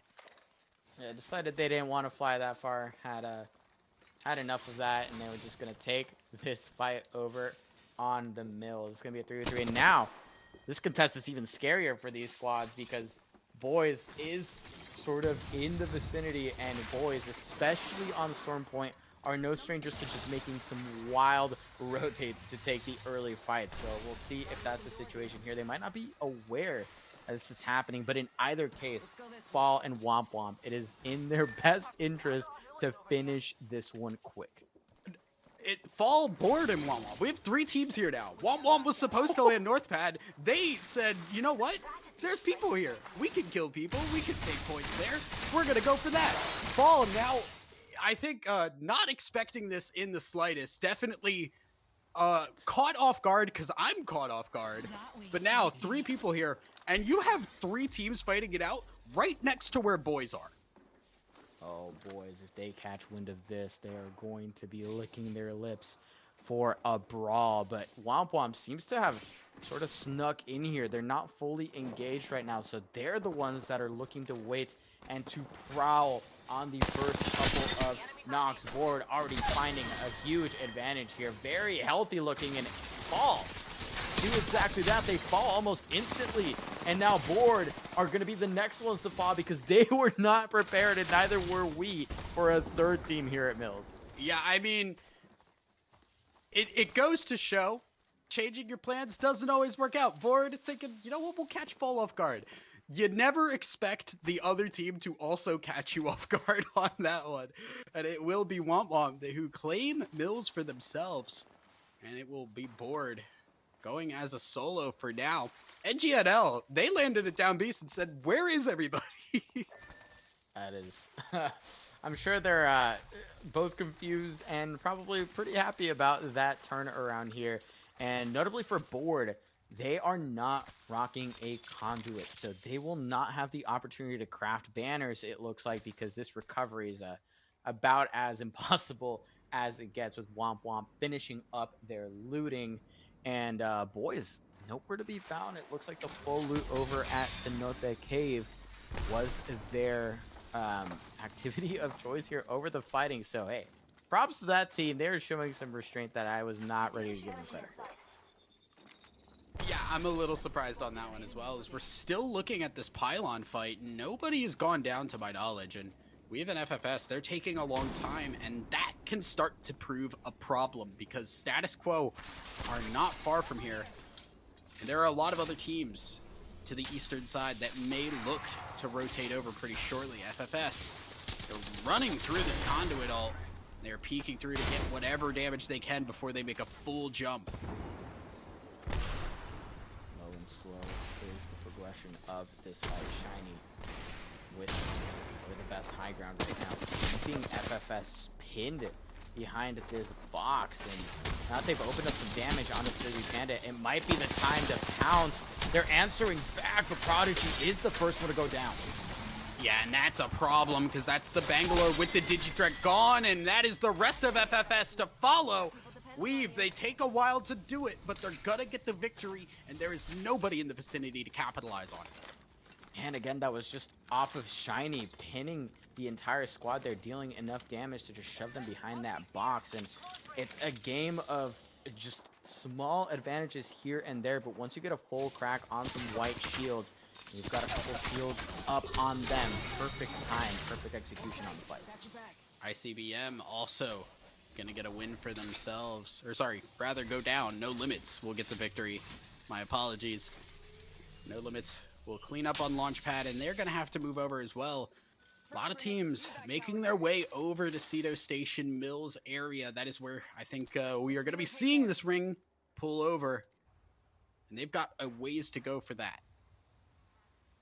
Brawler Brains starting to make their way in as well. Verity, once again, with a very solid, uncontested POI in the wall. So you'd expect them to make these rotations swiftly and get into a solid spot. We didn't see them convert very well on those World's Edge games, especially the ones where they had that priority. They didn't quite make a lot of it here. So Storm Point, an opportunity for them to execute that game plan, to have some solid rotates. But first and foremost, they have to win those difficult fights that are keeping them out of those end-game scenarios. Look at Leet right now. They're already down a shield on their Bloodhound. They're just running, trying to find an option to go in, and there is the fight, but not the fight they wanted. Digital Threat in trouble.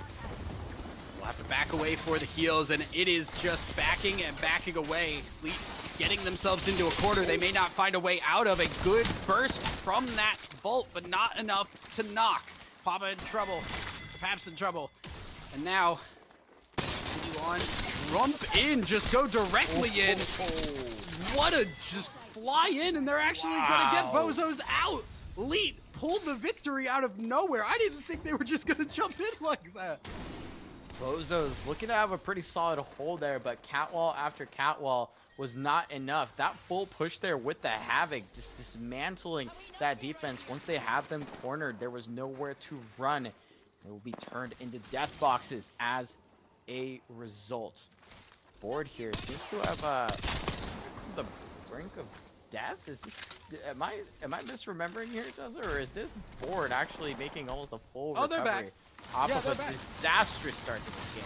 Yeah, somehow able to get the duo back into this game and back onto Mills where it all went wrong. Like nothing ever happened. And they are also on the safe side of this next ring. They do not have far to go, and you can see they're actually gonna make their way out. Womp still holding Mills strong, but Board at least able to feel relevant in this game still. Not doing too shabby on the loot either, it looks like. Not the most incredible shields Well- here, but that is not the way that you want to bring a game back from the brink of defeat straight back into it. Wizard Coin going to get picked off. That was by a bow from afar. We'll see if they manage to settle out a little bit. And one thing that Womp needs to be worried about now is actually the fact that Boys was in the vicinity. And that might be a play that they are still willing to make. However, we might get a peek at the map here and see that Boys be pressurizing an alternative route here. Will look like a pretty free fight now, though. As start looking a little bit rougher for Womp. Yeah, Womp, I think, wanting to capitalize on the knock. Not able to do so. All members aboard back up, and this is not going the way Womp really wanted. They're stuck outside of this building, peeking and poking through, but not really making any headway. And I think the call is going to just be that Womp have to dip. They have to run away, and they're going to burn the catwall as well to do so. So that is a big cooldown down, and lo and behold, here comes Davis Wave and friends. They're going to be looking to move in, and without that catwall, that might be a big cooldown they would have liked to have. And GNL here has a very aggressive setup to take this fight with as well. No catwall, as you mentioned, means that the aggressiveness of NG and L, if timed properly here, could be converted into 3KP, but the fight has to be clean, and still plenty of squads in the vicinity that could very well get interested in this fight, though. NGNL has just decided this is just where they wanted to walk through. I'll see you later. They left that team clear behind, and they are likely to be the ones to face the Boys here in a 3v3. Boys very looted up, as you can see. Red shield, gold shield. They are fully ready to go. But the question really becomes now, like, where are we going from here? Because Ring, it seems like we have teams expecting it to go in a couple of different areas. We have some people holding Cedo Station, but we also have people holding Bean and Leet and Boys. And GNL also making the call in this direction. And they will at the very least be able to play from this high ground.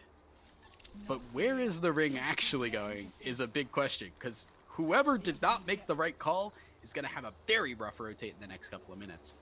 Yeah, you'd think we'd expect that at least one of these is right, but this is the kind of zone that just pulls out in the middle of nowhere, and every squad is left scrambling for position. We'll see if anyone's gamble pays off at all.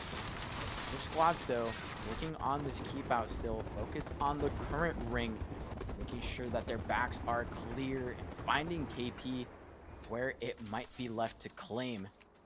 Limits doesn't quite find any there for the time being, but they have one squad cornered and sort of pinned up against this Ring right now. So they want to capitalize on this, and they're pretty isolated as well, so it should be a solid opportunity for them to find some kills. Yeah, this is Pen 5, though, so they have to be careful. This is the team that has been holding ground so very well, and there's why we're seeing it. Upsushi takes a nade to the face, and that is Exception going down as well. Suddenly, we're no limits. Fighting from high ground, they get sniped from Dig Vibes from afar, and Pen 5 suddenly able to just walk out freely. And I said it was isolated, but I guess I was just so wrong, because Status Quo also sort of had eyes on it in casual gaming from Narnia, taking shots with the charge rifle as well. Means that Pen 5 gets a little bit of solace there and actually gets another opportunity to make this next rotation. Wendy's 4-for-4 is going to have to be the team, though, that wins their fight as well up on this northern edge to try and clear out pretty much the rest of the teams on the north side, other than the unlikely contestor Womp. Right now, Wendy's is working out just fine. They're not healthy, but they're at least winning. They are going to get the finish there. Board are gone, but Womp Womp, they smell blood, and they are ready to take the fight. Smoke's coming in, and Womp Womp not going to be deterred. Shots hitting. There is bow check time, but it's not going to get the knock, and suddenly Womp Womp maybe not as happy with this as they thought they might be. They're able to fight from the inside, but without the horizon, they do not have that in-fight mobility, and suddenly Womp Womp on the back foot. Maybe, again, just not able to capitalize on the things they are seeing. Wall from the Catalyst, and they may just try and run for it. Oh, they might have bit off a little bit more than they can chew, but they don't have the defensive options here that Womp Womp does, so if they could turn this one around, that would be kind of their only opportunity to stake claim in the zone, but Womp Womp does clean it up. They lose one, and they have to burn that Catalyst utility to make it work. There might be a chance here to recover that, but I mean, round 3, do you really have the meds to make that happen? It is going to be hurting a little bit too much there. They will back on out. They've taken out Wendy's, but at what cost? A very great one. A little bit more than the 4 we were expecting on that, but now Ring coming right over to NGNL with the massive brains there, sitting deep in this ring, and the only squad to actually grab this ring correctly. You can see Status Quo Boys and Pen 5 all stuck on that bottom right side, and NGNL, everybody will be walking into them. Oh, that is a Davis Wave special right there. They call this zone out in a big way. Not taking any unnecessary fights, scooting around the mill just to get that spot that they wanted, and they were correct here. Their sightline's a little bit dicey. They don't want to peek out too much, but feeling really happy with that call right now. Verity taking the fight to Womp Womp, and suddenly they're on the other side. And in trouble there. Womp Womp, they've already lost one. Verity happy with how the fight came out, but definitely not getting the full kills they wanted just yet. The last squads over. And meanwhile, so many of the squads that committed to the millage on the southeast are having to shift forward and fight for crumbs of space. It is not going to be a good look, especially when boys, it's one of the teams contesting for these spots, and that floor broken too. Status Quo looking to throw in that Horizon ultimate and open up this fight. It looks like they've already gotten an advantage here. Rollerbrain also part of the fight. Rollerbrain's in the middle of a fight with Pen 5 and can't exactly tell if they're winning or losing this. They do not have shields. They do not have a third member, but they are hitting flesh, and they are trying to finish one. This is the gold shield, and that will be Hambino gone.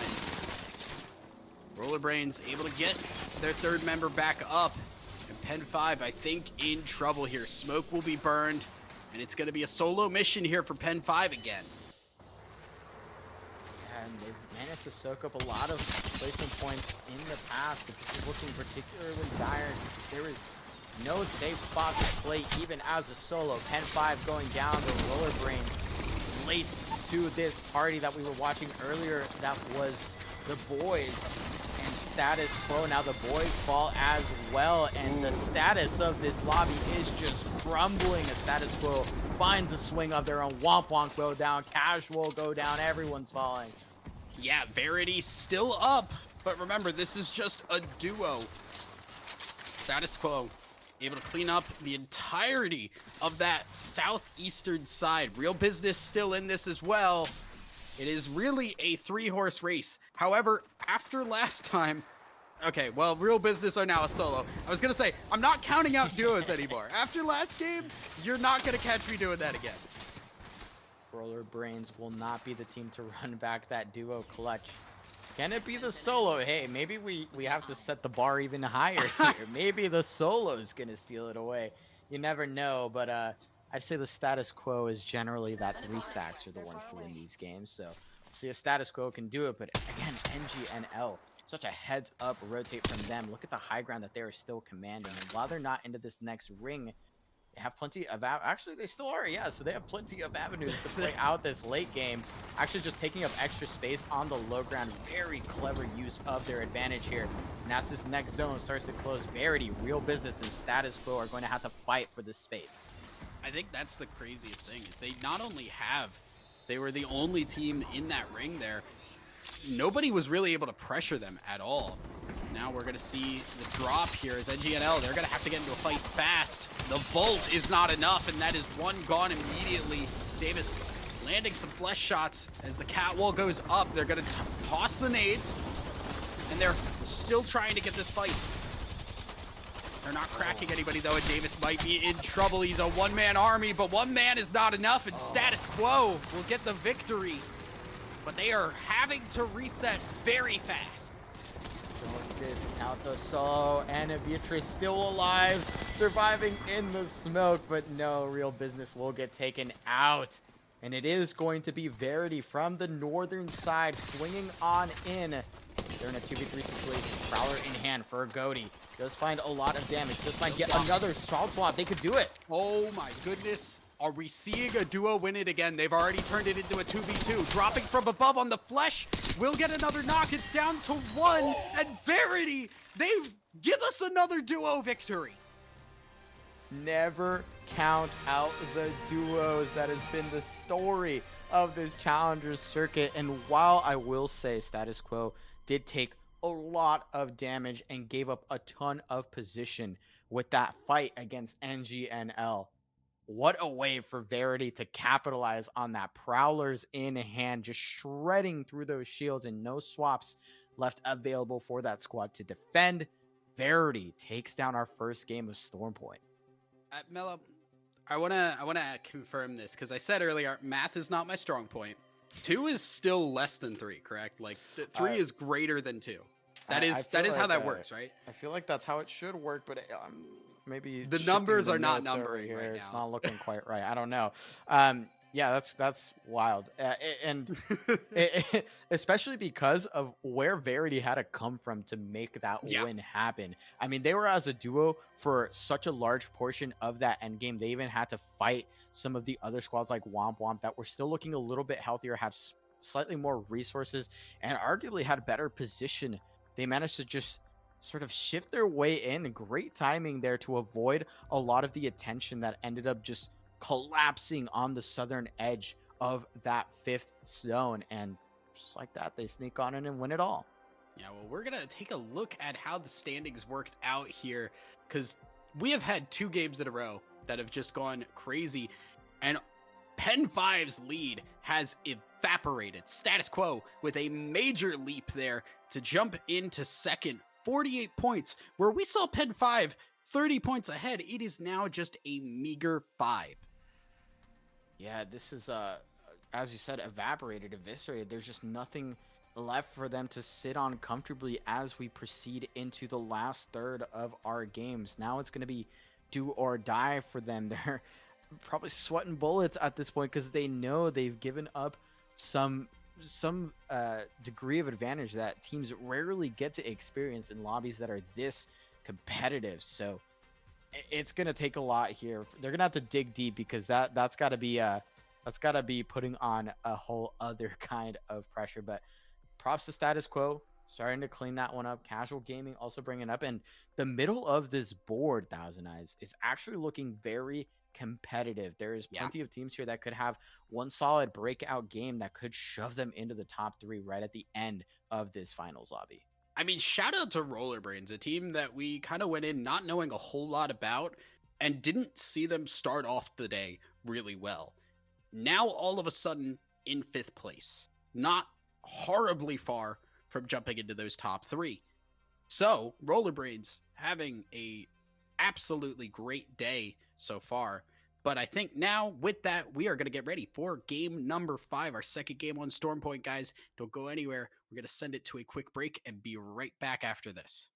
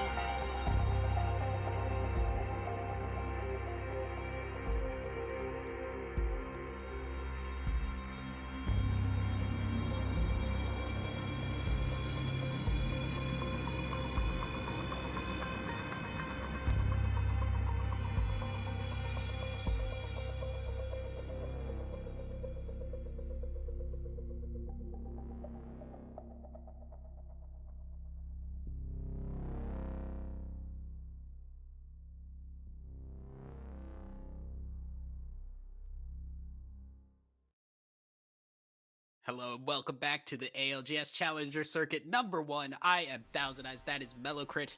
We are 4 games in already, getting ready for game number 5, as things have started to ramp up and it has gotten a lot closer this time around. Yeah, we're into the thick of it now, and there are quite a few squads that have really just picked it up, just started racking up some points, even through some unlikely wins, some unlikely team fight turnarounds that we weren't expecting, and I think pretty notably, it's some very unexpected and sloppy early contesting.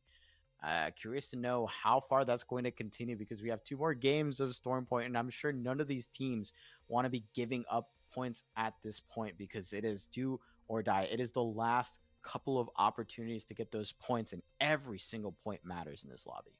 Absolutely, where we saw kind of a start where we, EMEA had a massive gap from first place to second, and it was really not in question. We started to see the same thing today.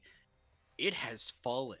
It has fallen greatly, and Pen 5, while still in the lead, 5 points separate them from second place now, where we were hoping to see another triple-digit day. It is very close to becoming a second place finish. Now, they still have time to make it work, but now that that lead has dwindled, even with solid games where the zone is pulling their way, or these rotations are sort of working out for them a little easier, it might still not be enough to clutch it out, because that second place team is just so close at this point. And even the third place team is making a massive couple of strides in the last couple of games to get up there themselves. We also talked about Roller Brains, who wasn't a squad that was at the top of our radar, at the top of our list for teams that were going to be winning games today, but they've already done it once as a duo. They've got 2 more opportunities to do it again, and even cleaner. Yeah, I mean, that is kind of the big thing. Pen 5, it is a 20-point difference between them and Rollerblades, or Roller Brains. You made me do it now. See?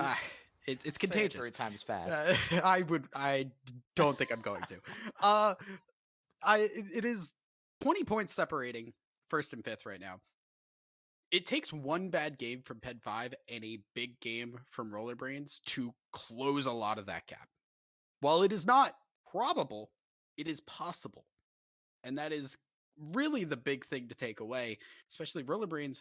They are dropping on that Jurassic there. We saw the Pylon contest take a long time. Rollerbrains could have an opportunity to compete with that on a third party. And notably on our contest radar, their board actually gets Mill all to their lonesome this time around. It's going to be back over towards the Pylon contest with FFS, who lost out on the previous one here. They had a pretty solid start, I would say, on their World's Edge games. This contest has proven a thorn in their side, and they'd love to get this KP early and start to work on some solid Storm Point games here at the latter half of our Challenger circuit. Yeah, I was questioning. I was saying, where did Fall go? If not Mills, where they were supposed to, where did they go? And it was all the way up to Lightning Rod to contest Pen 5. They were expecting a contest. It swapped very late. Now Pen 5 getting what they thought they would. and now also getting a victory from it. They've already taken down one, and I'm sure looking for the rest of the team as well. Yeah, that win is twofold because they get this POI, they get some extra kills, and they also get this POI, which has so much potential, it being about as uphill as you can get on this map, to make those rotations all the way down south. Ooh, get this kill from out of the sky, shooting pigeons, and a yes! Noxus does go down. They're going to go for the chase. They're going to claim these kills. Start off their game in a dominant fashion. I can see on the map right now that they're just shaking heads at each other. Noxus is shaking his head no, and unfortunately, that was not persuasive enough. So that will be Fall's second member gone. Pylon, again, taking a long time on this fight, where we do see Rollerbrains already making their move to that northwest side. So it is going to be left alone for a bit, but not forever. So Weave, FFS, somebody needs to make a move soon. And right now, Weave, not really happy with where their HP bars are. Last time this was one off the back of Shiny putting on pressure from the hype, but it looks like they took their notes and now they've split onto both sides, actually putting the pin back on Weave and the advantage over to FFS. Yeah, Riley is down in FFS. They're gonna make that one count. That is 1 KP. They're looking at the door, and I don't think they're gonna wait too long. They're gonna bash it open and claim this victory for themselves. Panda goes down.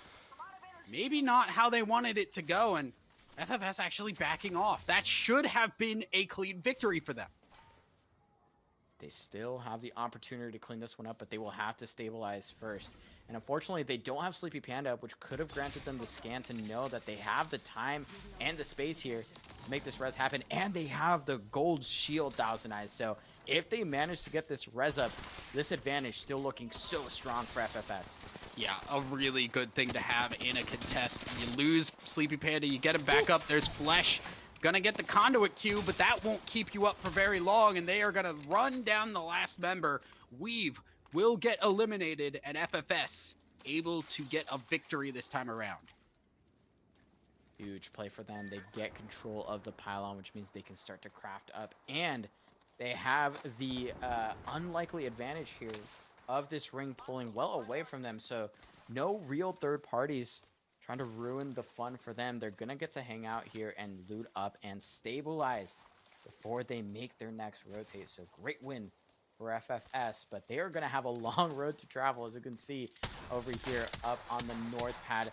There are probably half the teams already here, just getting ready for the end game. There you can see that green circle on the top left there. Verity, one of the teams, already taking control early. This is going to go all the way north.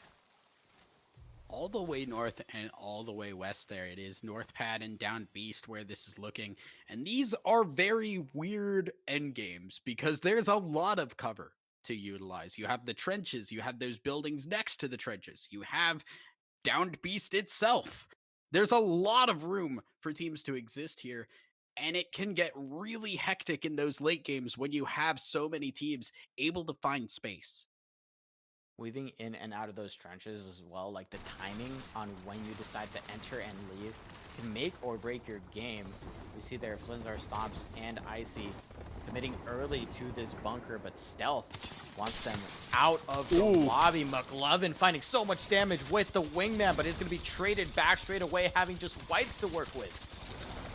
Unfortunate for Stealth, because that is the Wingman. They want to get that back up. They're going to commit the Catalyst Wall to do so. And that's a problem, because here comes more teams. They are just in the thick of it. Digi-Threat will help a little bit, but that's not going to make up for the loss of members, and that will be Stealth. Like you said, going into the trench at the wrong time can cost you, and Stealth paid the price. And what a play from Bozos there. They were holding the bunker, but once they got that early knock, they actually left out the backside to have height control into the trench. That's right. I thought they were flying in. There was a third party coming, but it was actually Bozos themselves just recognizing that they could get clear around this catwall by taking height on the trench. Beautiful conversion there with the revenge kill and the sweep onto that squad. Check in with Boys now, getting into a fight with Status Quo. And Boys already super kitted out here. Red shields across, and they're going to be put to work as Pirelli loses a lot of it, but will knock one. That is boys winning this fight pretty handily. 2 down. They're going to lose out on their horizon, but shields fully up for this Bloodhound, and that will be it for status quo. A very clean fight for boys. And I'm shocked that this is the first time we're really seeing this fight, right? I mean, we know that boys with the shield advantage, the first thing they want to do is run at teams, take him down, execute any team that has any semblance of weakness either in their loot or in their rotation path. So for status quo to have gotten away with it for this long, maybe partially due to the ring pull from the previous game, right? That's still going to be, I think, more of what we expect from the boys here.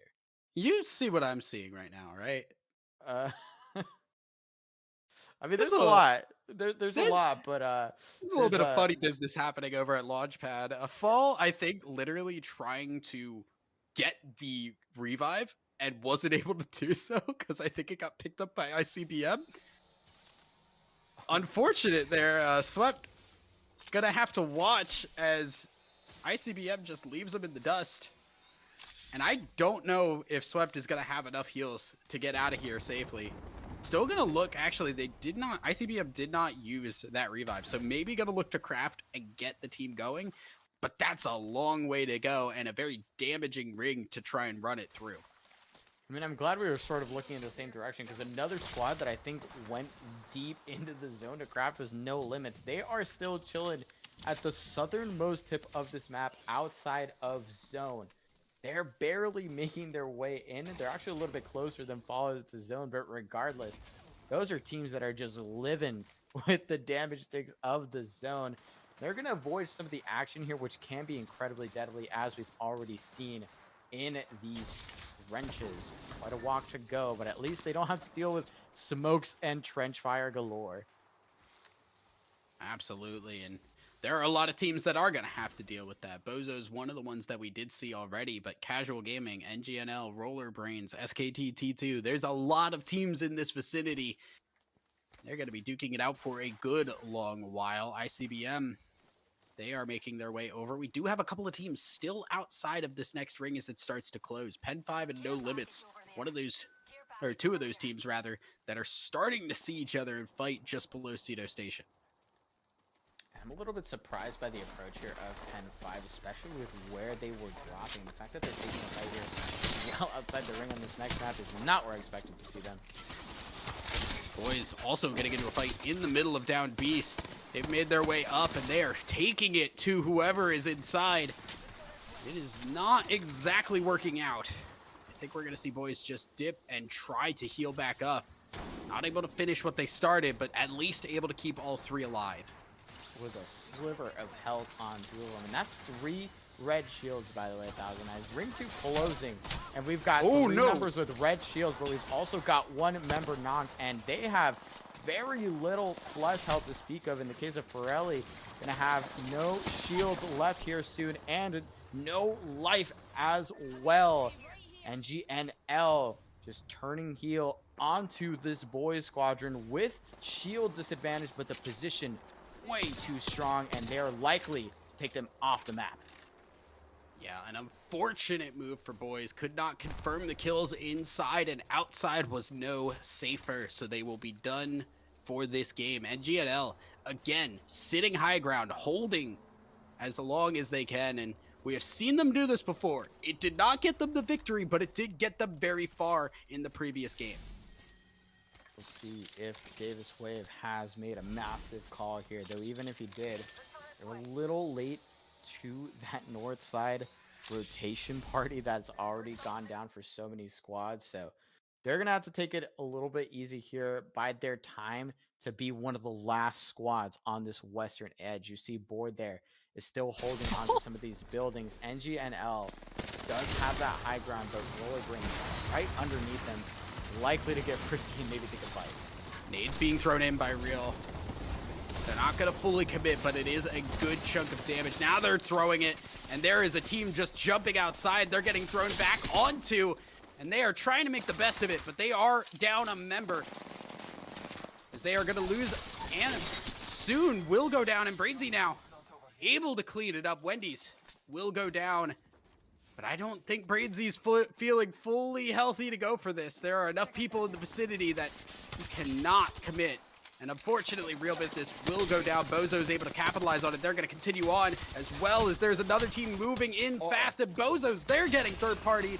Not ready for the fourth or maybe fifth team to come in. And Bozo's not looking good, but that is Stomp's able to get one. The Conduit ult is doing a lot of work, but not enough. Bozo's will go down. And ICBM, they go down next because Womp Womp is here. They weren't even the last squad to join the fight. Womp Womp, the last ones there, the final punch, nail in the coffin, and look at how many death boxes there are available for them to just soak them all up and get oh so ready for the latter half of this game. Timing there was impeccable, and man, even though Bozo's almost turned that fight around, it was just a brutal firefight for 3, maybe 4 squads involved there. Desperation can do crazy things to allow people to win things they absolutely shouldn't. As we are going to see, NGNL actually dropping from down Beast, getting into one of these buildings by the trenches. Pot shots going to land a little bit, but NGNL, I think, just going to look to hold ground. This Catalyst Wall is going to go down and cause some problems, though. A little bit of damage, and the Bolt from Rails also working wonders, but not enough. J-Trips backing out to heal. No full commit just yet. The scans helping them feel comfortable to peek. They see a blue shield. NGNL, they have to be thinking they can take this fight. And I think they have to, because Pen 5 has actually snuck around the other side of the mountain. So NGNL needs to hold against both of these squads. And if they do, this could be fantastic positioning. We see where this ring is pulling next as well, meaning they have prime access to this last walk-up in the open space if they manage to clear this. Pen 5 actually going down first, even though they're the ones to wrap around later. No Limits holding for now, and NGNL now finally getting pressurized from behind by the other squads that put their bets on the trenches just to the east. Yeah, and GNL need to find some way in, because this next ring will force them to move up. Fall, still in this game somehow. That's crazy to me.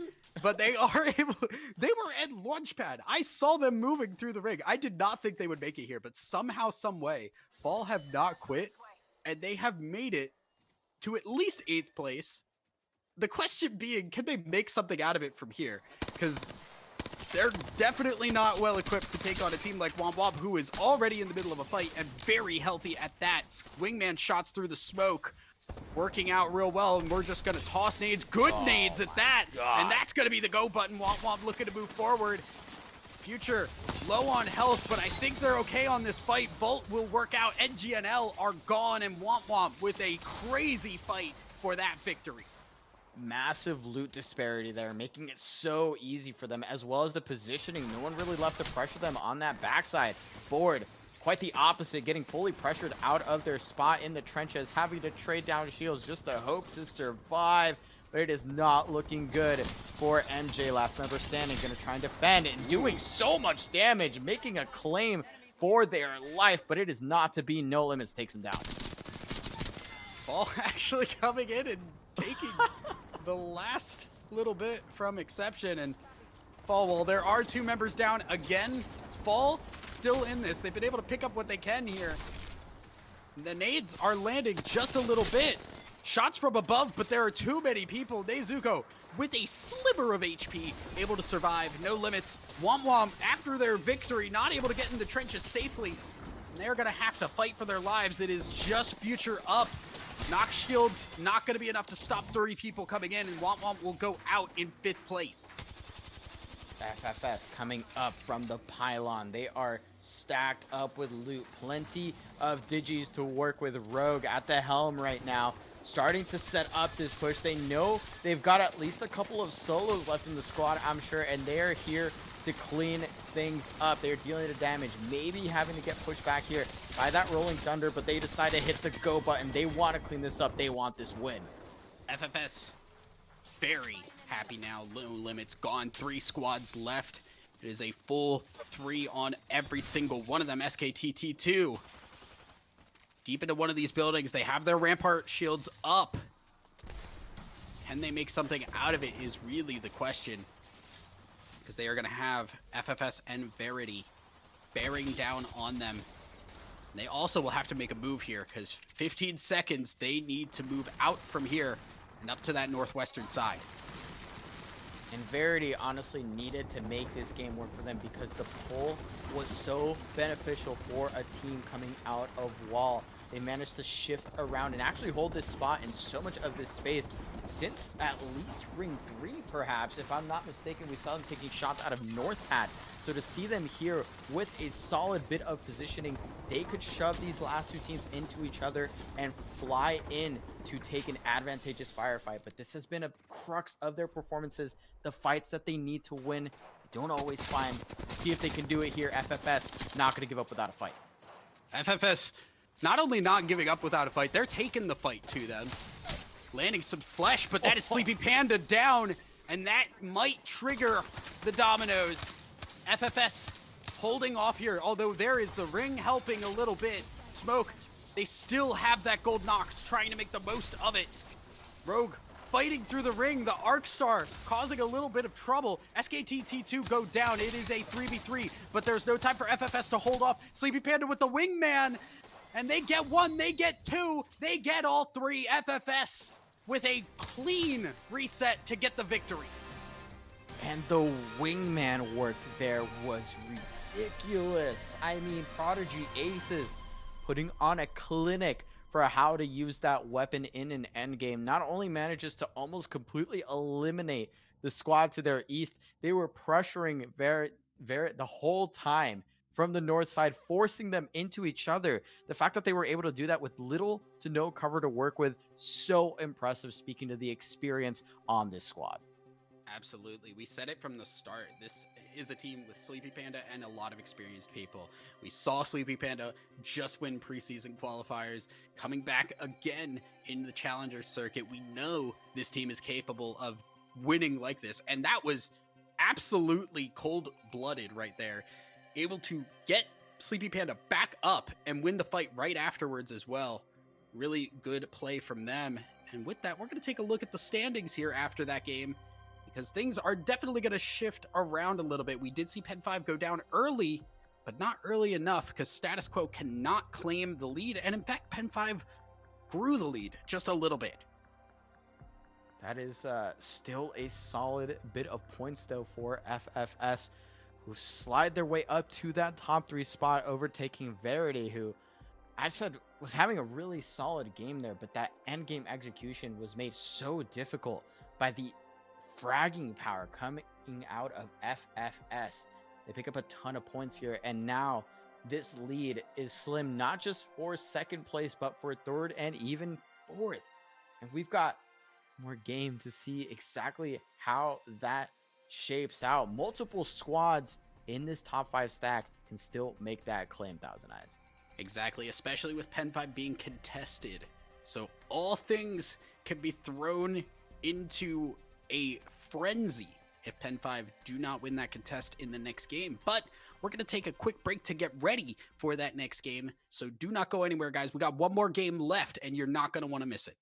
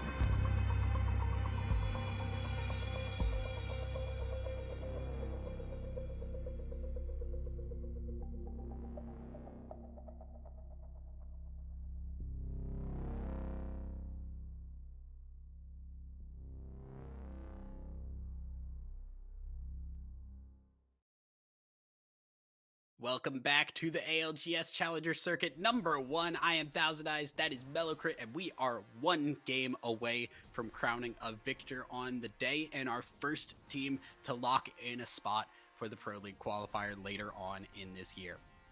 Yeah, and it's been a ride so far. I will say a ride. A lot of very, I'll say, surprising, definitely. Impressive, certainly. I think some of these teams are starting to wake up a little bit right at the finish line, and they're putting on the pressure. That leaderboard does not look as it once did. So teams like Pen 5, FFS, one big game here could lock them in to that Pro League qualifier. But one last game, they got to win it. They got to take down every single bit of point that they can grab because, man, it's gotten way too close at this point. Yeah, I mean, we were looking at the end of World's Edge and saying like, oh, there's a massive lead for Pen 5. They have landed 7 points since World's Edge. Their lead has dropped so very much, and you can see how the teams have capitalized on it. And again, we saw in game number 5 a swap to contest Pen 5. If they don't win the contest this time around, all of a sudden, teams like Status Quo, FFS, Verity, even SKTT2 have opportunities to topple the kings of the day and see if they can take that top spot away in the last second. Yeah, and that's if there's a contest. I mean, we didn't expect a contest there. We missed out on a contest down southwest, or northwest over towards Mill. So it seems like teams are just kind of dropping wherever their hearts are taking them on a given dropship path, which means Pen 5 might have either a little bit more trouble here with another contest or might have no trouble at all. In either case, I think it was a huge missed opportunity in that previous game. They had a solid opportunity to make a rotation through the northern side over towards those trenches on North Pad. And that's actually what we saw Verity do in that game from Wall. So for Verity to execute it in that way and find a top 3, I feel like Pen 5 could have done something pretty similar, either being involved in those third-party fights. I mean, that wild building fight where we saw like 4 squads drop just to the southeast of Pad. That's exactly where I think I would have liked to have seen Pen 5 in the vicinity of to pressure that. Instead, we saw them take kind of a wild roundabout rotation, and it's starting to cost them. Yeah, it's not worked out the way that they wanted to, but there is still one more game. There's still time to gain points. And I'm very much just going to be watching that Lightning Rod contest because it went fast last time around and Pen 5 looked dominant. But as with most contests, the drop, the right gun can change everything. So they are going to have to be on their toes. On the opposite side of the spectrum, we saw FFS take a very, very long while to finish their contest in both games. I think the last game a little bit faster than the first, but they are one of those teams that is on the precipice of dethroning our current leaders. So first things first, got to get that 3v3 sealed on off. They made a big adjustment there as well in that 3v3 to turn things around.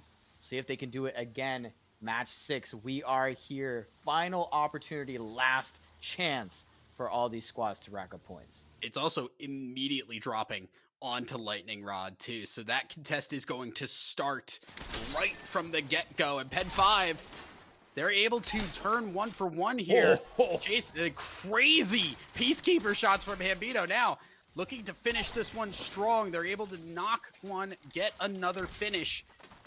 Pen 5 just going to go for the full reset. It is again, Fall not fully going, but Pen 5 able to hold ground, and that's all they really needed.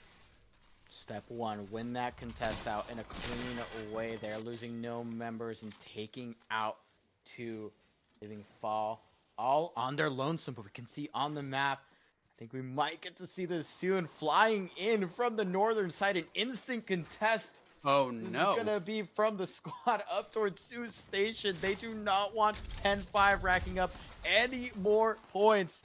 They're gonna chase them out of Lightning Rod. They're gonna take on over, and Pen 5 gets away with it from the looks of it, but that is a scary situation for them right now. Thankfully, their south is completely empty. They're gonna get to loot another POI, but wow, what awareness there from Real Business. Yeah, and Real Business also not with a lot of skin in that game either. They're pretty far from a victory on this in this series rather. So I'm not going to be super surprised if they just full send it and try to mix up the standings a little bit, but Pen 5 definitely not going to pay the price for it this time around. They are spread, and there is Fall in the vicinity. The last member of Fall is not far from Depressly right now. And that could be a very unfortunate turn of events, although I don't think Noxus wants to have any part of that with that amount of health. And this is still looking a little dire as Pen 5 is playing very spread out here. And even with that fall solo and with the real business still being in the vicinity, they still have Wendy's right below them that they're going to have to contend with sooner than later. And it looks like they're going to contest, or rather contend with them split here. Flying in from every which way. We'll have to see how that one shapes on out. But back over to the eternal struggle that is the pylon contest. FFS starting to find that opening they need. Yeah, a very good bit of opening shots. Rogue taking some in response, though. Flesh on one, but Rogue has to be careful, and I think the right move is being made to back off and heal. Shields not in the best of place for either team. It's getting risky on both ends. Although there is one knock, Shin gone, and now FFS making the move. Sleepy Panda will knock another. And now FFS looking too close. Actually did not knock one. Sleepy Panda now looking for more, and that will be it. We've gone, and FFS another victory at Pylon, and this time much faster than before. And now, Thousand Eyes, we are well off to the races. Pen 5 still on the map. FFS still on the map. And Casual Gaming, not just in the map, but also fairly central here. And there's a good chance that this could be where we see the zone pull. So all three of our leaders actually shaping up to have a pretty solid game here. Absolutely. This one, I'm gonna make the call here. I think this one goes checkpoint. Not positive on that. If I'm wrong, nobody make fun of me. But I'm gonna make the call here. Meanwhile, No Limits, they've made the call to go in, and they are not really happy with that one. Nezuko, the last one up, and No Limits will be cleaned up easily. ICBM don't even lose a member. Yeah, swift punch there to clean things up. ICBM. We'll try and rack up some points here right at the end. Again, not really a contender, as many of the other squads on the lobby are not either. But every point counts. You are trying to lock up points in the challenger circuit that'll carry on through the entire split. So every kill counts here, and every fight counts here. Seeing another engagement here. 1337 on the prowl. Yeah, in trouble. Paps immediately down. Popping through the conduit wall. Maybe not happy with that one. Digital Threat in trouble. Sepper, the only one left up, and that will be another squad gone. Status quo. Get that one, and that is one of the teams that wants to get those points. So they will be trying to close that lead. Rollerbrains in the middle of it too. They are gonna knock one, but they lose one in the process. It's a 2 for 2 right now. Rollerbrains looking to get that shield swap, but it is scary to move out. There is the jump down. They're going for the full-on 2v2. Conduit Q, one knock, looking for the last one. Rollerbrains, they can take this. They can just full send on it, but they want to get their third up. They don't want to push it too hard and run the risk, but now there is a third party coming in. It is CG, who are looking for a victory themselves. Casual Gaming leaving their spot in center match here to capitalize on this extended fight. They have found 1 KP for their troubles, and they might be looking for more here. Have that longbow just absolutely kitted all the way where it could be. And that is, yeah, I was gonna say that's exactly what you want to see in your hands, right? So great job from Casual Gaming. And I actually misspoke earlier. Casual Gaming, not one of our top 3 leaders, but still a team that could have a massive game, and now they're just kind of hoping Pen 5 doesn't. Absolutely. Teams dropping early here. We are down to 14 squads already as board fall as well to boys. Teams dropping quick, and that is a little bit of an issue because that is that much less points to try and split the gap between Pen 5 and second place. And that means that Pen 5, for really no trouble at all, getting closer and closer to even more placement points. And as every squad gets cleared, even more space for them to play into this late game. We've seen them survive quite a long while, even down to solos. So to give them this much room, I gotta say, it's starting to look more and more likely as each team drops that Pen 5 are going to make it work. Just with the lead that they built from the beginning, it might be enough to carry them through. FFS wants to change that script. Absolutely. We're going to check in with Wendy's right now, who are already down a member, 2 versus 3. And they get a nice beam with the Volt. The door is doing a bit of work as well, and they're just going to turn on to the Bangalore there. Not going to work it out too well, though, and ICBM, another win for them. They are claiming up KP fast in this game. ICBM take out Wendy's terrifying mechanical squad now off the map, and we are down to 12 in round 2.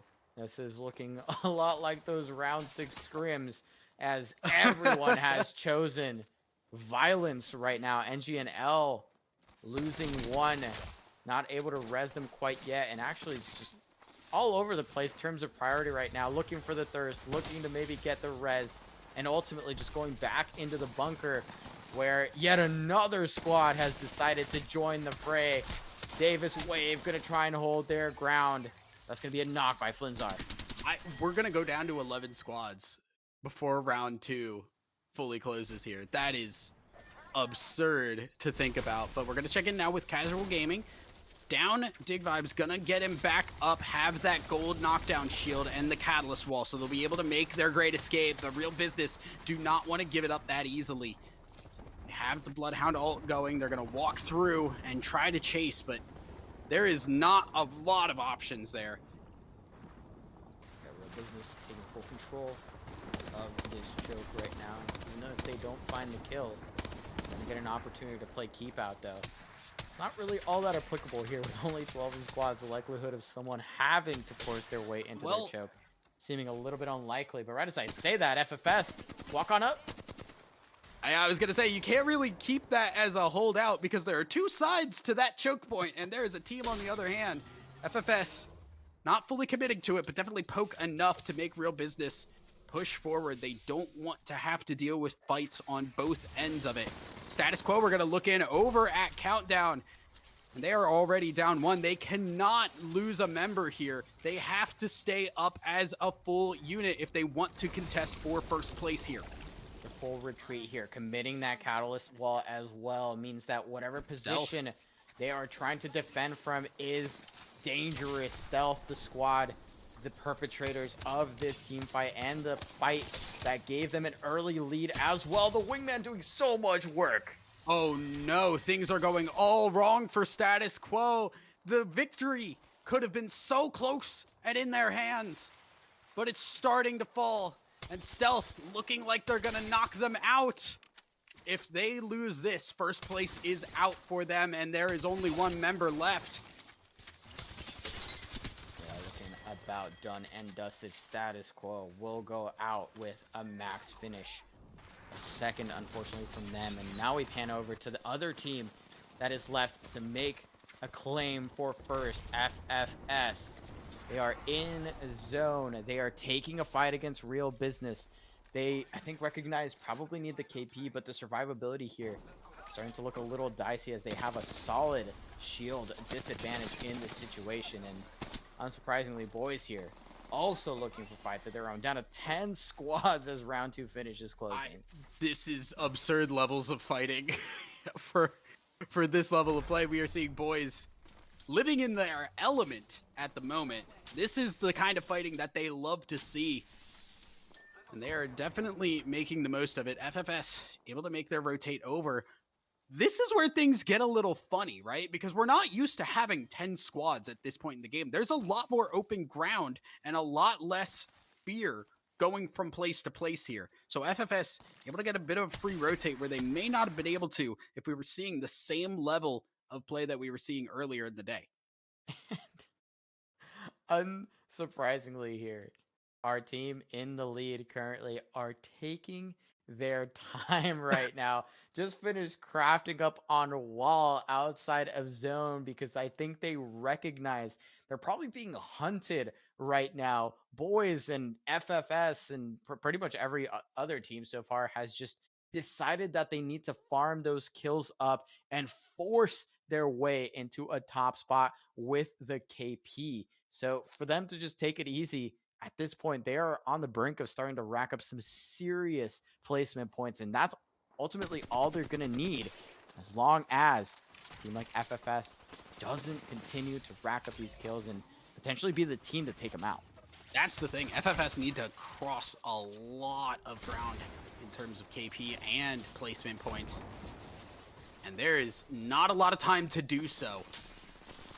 They will hold ground for now. Yeah, there's not a lot of people either. Well, they are at least getting a little bit of something there as they are recognizing we need to take out everybody as soon as possible. Just confirm the KP as quickly as you can in FFS.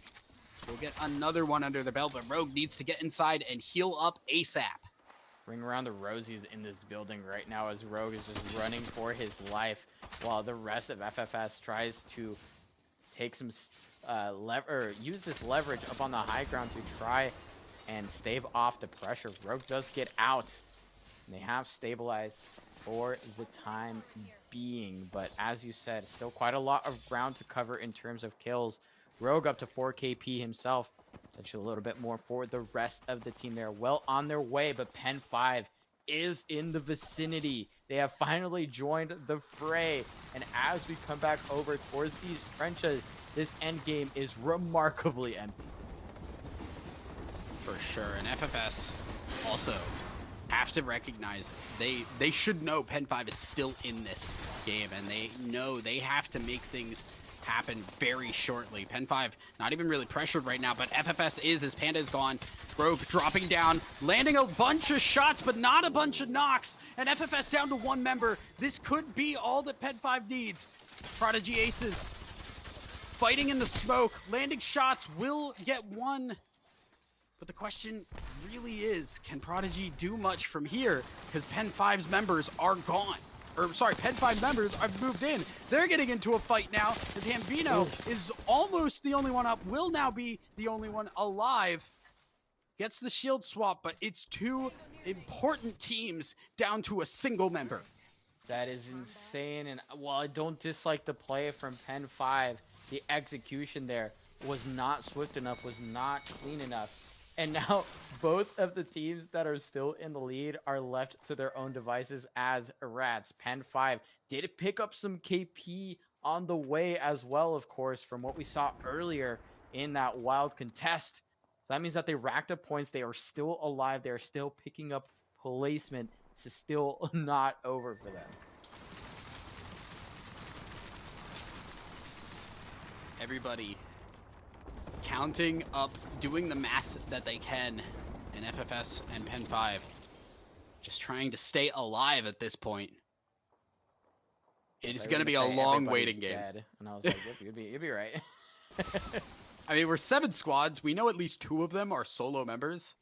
There's not a lot of people in this ring. This is definitely looking a lot more empty than we are used to seeing. All right, we had what? Game 3 won by a duo. Game 4 don't won by a duo. Don't curse me with that. If there was ever a solo that was gonna win it, I mean, Prodigy Aces. It would be one of the few people you might hedge your bets on. The clutch factor is there. The stardom, the OG claim to old school Apex Legends is there. I mean, listen. There's still a couple more circle closures before we officially crown our winners. And I mean, realistically, there's still a chance. Still a chance. You know, yes and no. Hambino needs to get a ring. That is a little bit more damage than I think he was ready for, and that will be Pen 5 gone. They're out in 6th. FFS is still in this, but there is a miracle that needs to happen right now. Stealth landing their shots, but also one member needs to back off and heal. They are very close to the ring, but SKTT2 are set up. You can tell by the rampart walls. SKT are ready to fight. There'll be a crab onto this lone member in the bunker. SKTT2 now being pressured from both sides by Stealth and by Boys. They have a decent amount of cover left to play with here, but they're going to have to eat some damage from this Bangle ultimate. Ah, never mind. That is why you have the Rampart there. It's going to feel pretty good. But how about the second Bangler ultimate? What are you going to do about that one? Yeah, that one's a little bit tougher to deal with. L starting to set up a push here as well. How about the second Bangalore? NGNL also trying to fight here, but they have Casual Gaming not far off. There's the damage from that stick, and now nades working out well. There is one knock. Rails gets that one. NGNL not wanting to fully push on it because Davis needs to heal. They know there's other teams around. One wrong move could cost them big time, but they know they at least knocked one in the meantime. Should be a sort of cherry on top of what has otherwise been a journey for these squads. Nice little shots out of the sky as well. Just putting on a show here for us to clean things up. Still got 2 members of Casual Gaming left alive, not quite in zone. Boys still up and 3 strong. Stealth still up and 3 strong, and NG and L also going to join on in and start to put down fire of their own. Multiple wingmans all across the trenches. Absolutely. I don't know who is in a good spot on this because it is just hectic. These trenches are so hard to read on who is winning, who is losing. NGNL, they're up top. They're trying to finish a squad off. That is one almost down. SKT2 go down, and Boys will go down as well. We're down to 3. Casual Gaming, NGNL, and Stealth. They've made quick work of multiple team fights here. They have just decimated what was left of Casual Gaming. And now to close things off for our first Challenger Circuit final in North America, a 3 versus 3 Stealth versus NGNL. Stealth throwing everything out immediately. Conduit ults are down. The conduit the catalyst wall. Everything in their way. I think once these conduit ults fall, that might be the go button. They are inching nice headshot. forward. They are taking up every little bit of space that is being granted to them. They're putting down some cover as well. Just that's one knocked! But it is looking pretty clean here for Stealth. The advantage is there. J-Trips is down. Crazy shots from the Hemlock, the crafted Hemlock of all things, and Stealth moving in, wingman shots landing, and it's all too easy from there. Stealth will take game number 6. Lovely cleanup from Stealth. They were really struggling throughout the day, really struggling on our leaderboard. So for them to put together a win like that, that's got to be feeling tremendous for them. Our last winners of the day. Far from the top of the leaderboard, but hey, that is a solid way to go out. And that's a solid way to look forward as well to what is going to be a glorious looking Challenger Circuit. Absolutely, that will be all the games for the day, but we still have to do the math to figure out who actually won just yet. But right now, I am just very happy to see teams like Stealth pull out a victory. I'm happy to see everything work out in terms of their late game, especially with how hectic that was. It gave the opportunity for Stealth, and they took advantage of it. Yeah, wonderful execution there. And like you said, just taking advantage of every little positional advantage that you can set up. And of course, taking advantage of 150 damage from your wingman. I mean, that's always feeling that good. always works. Yeah, it's always feeling good.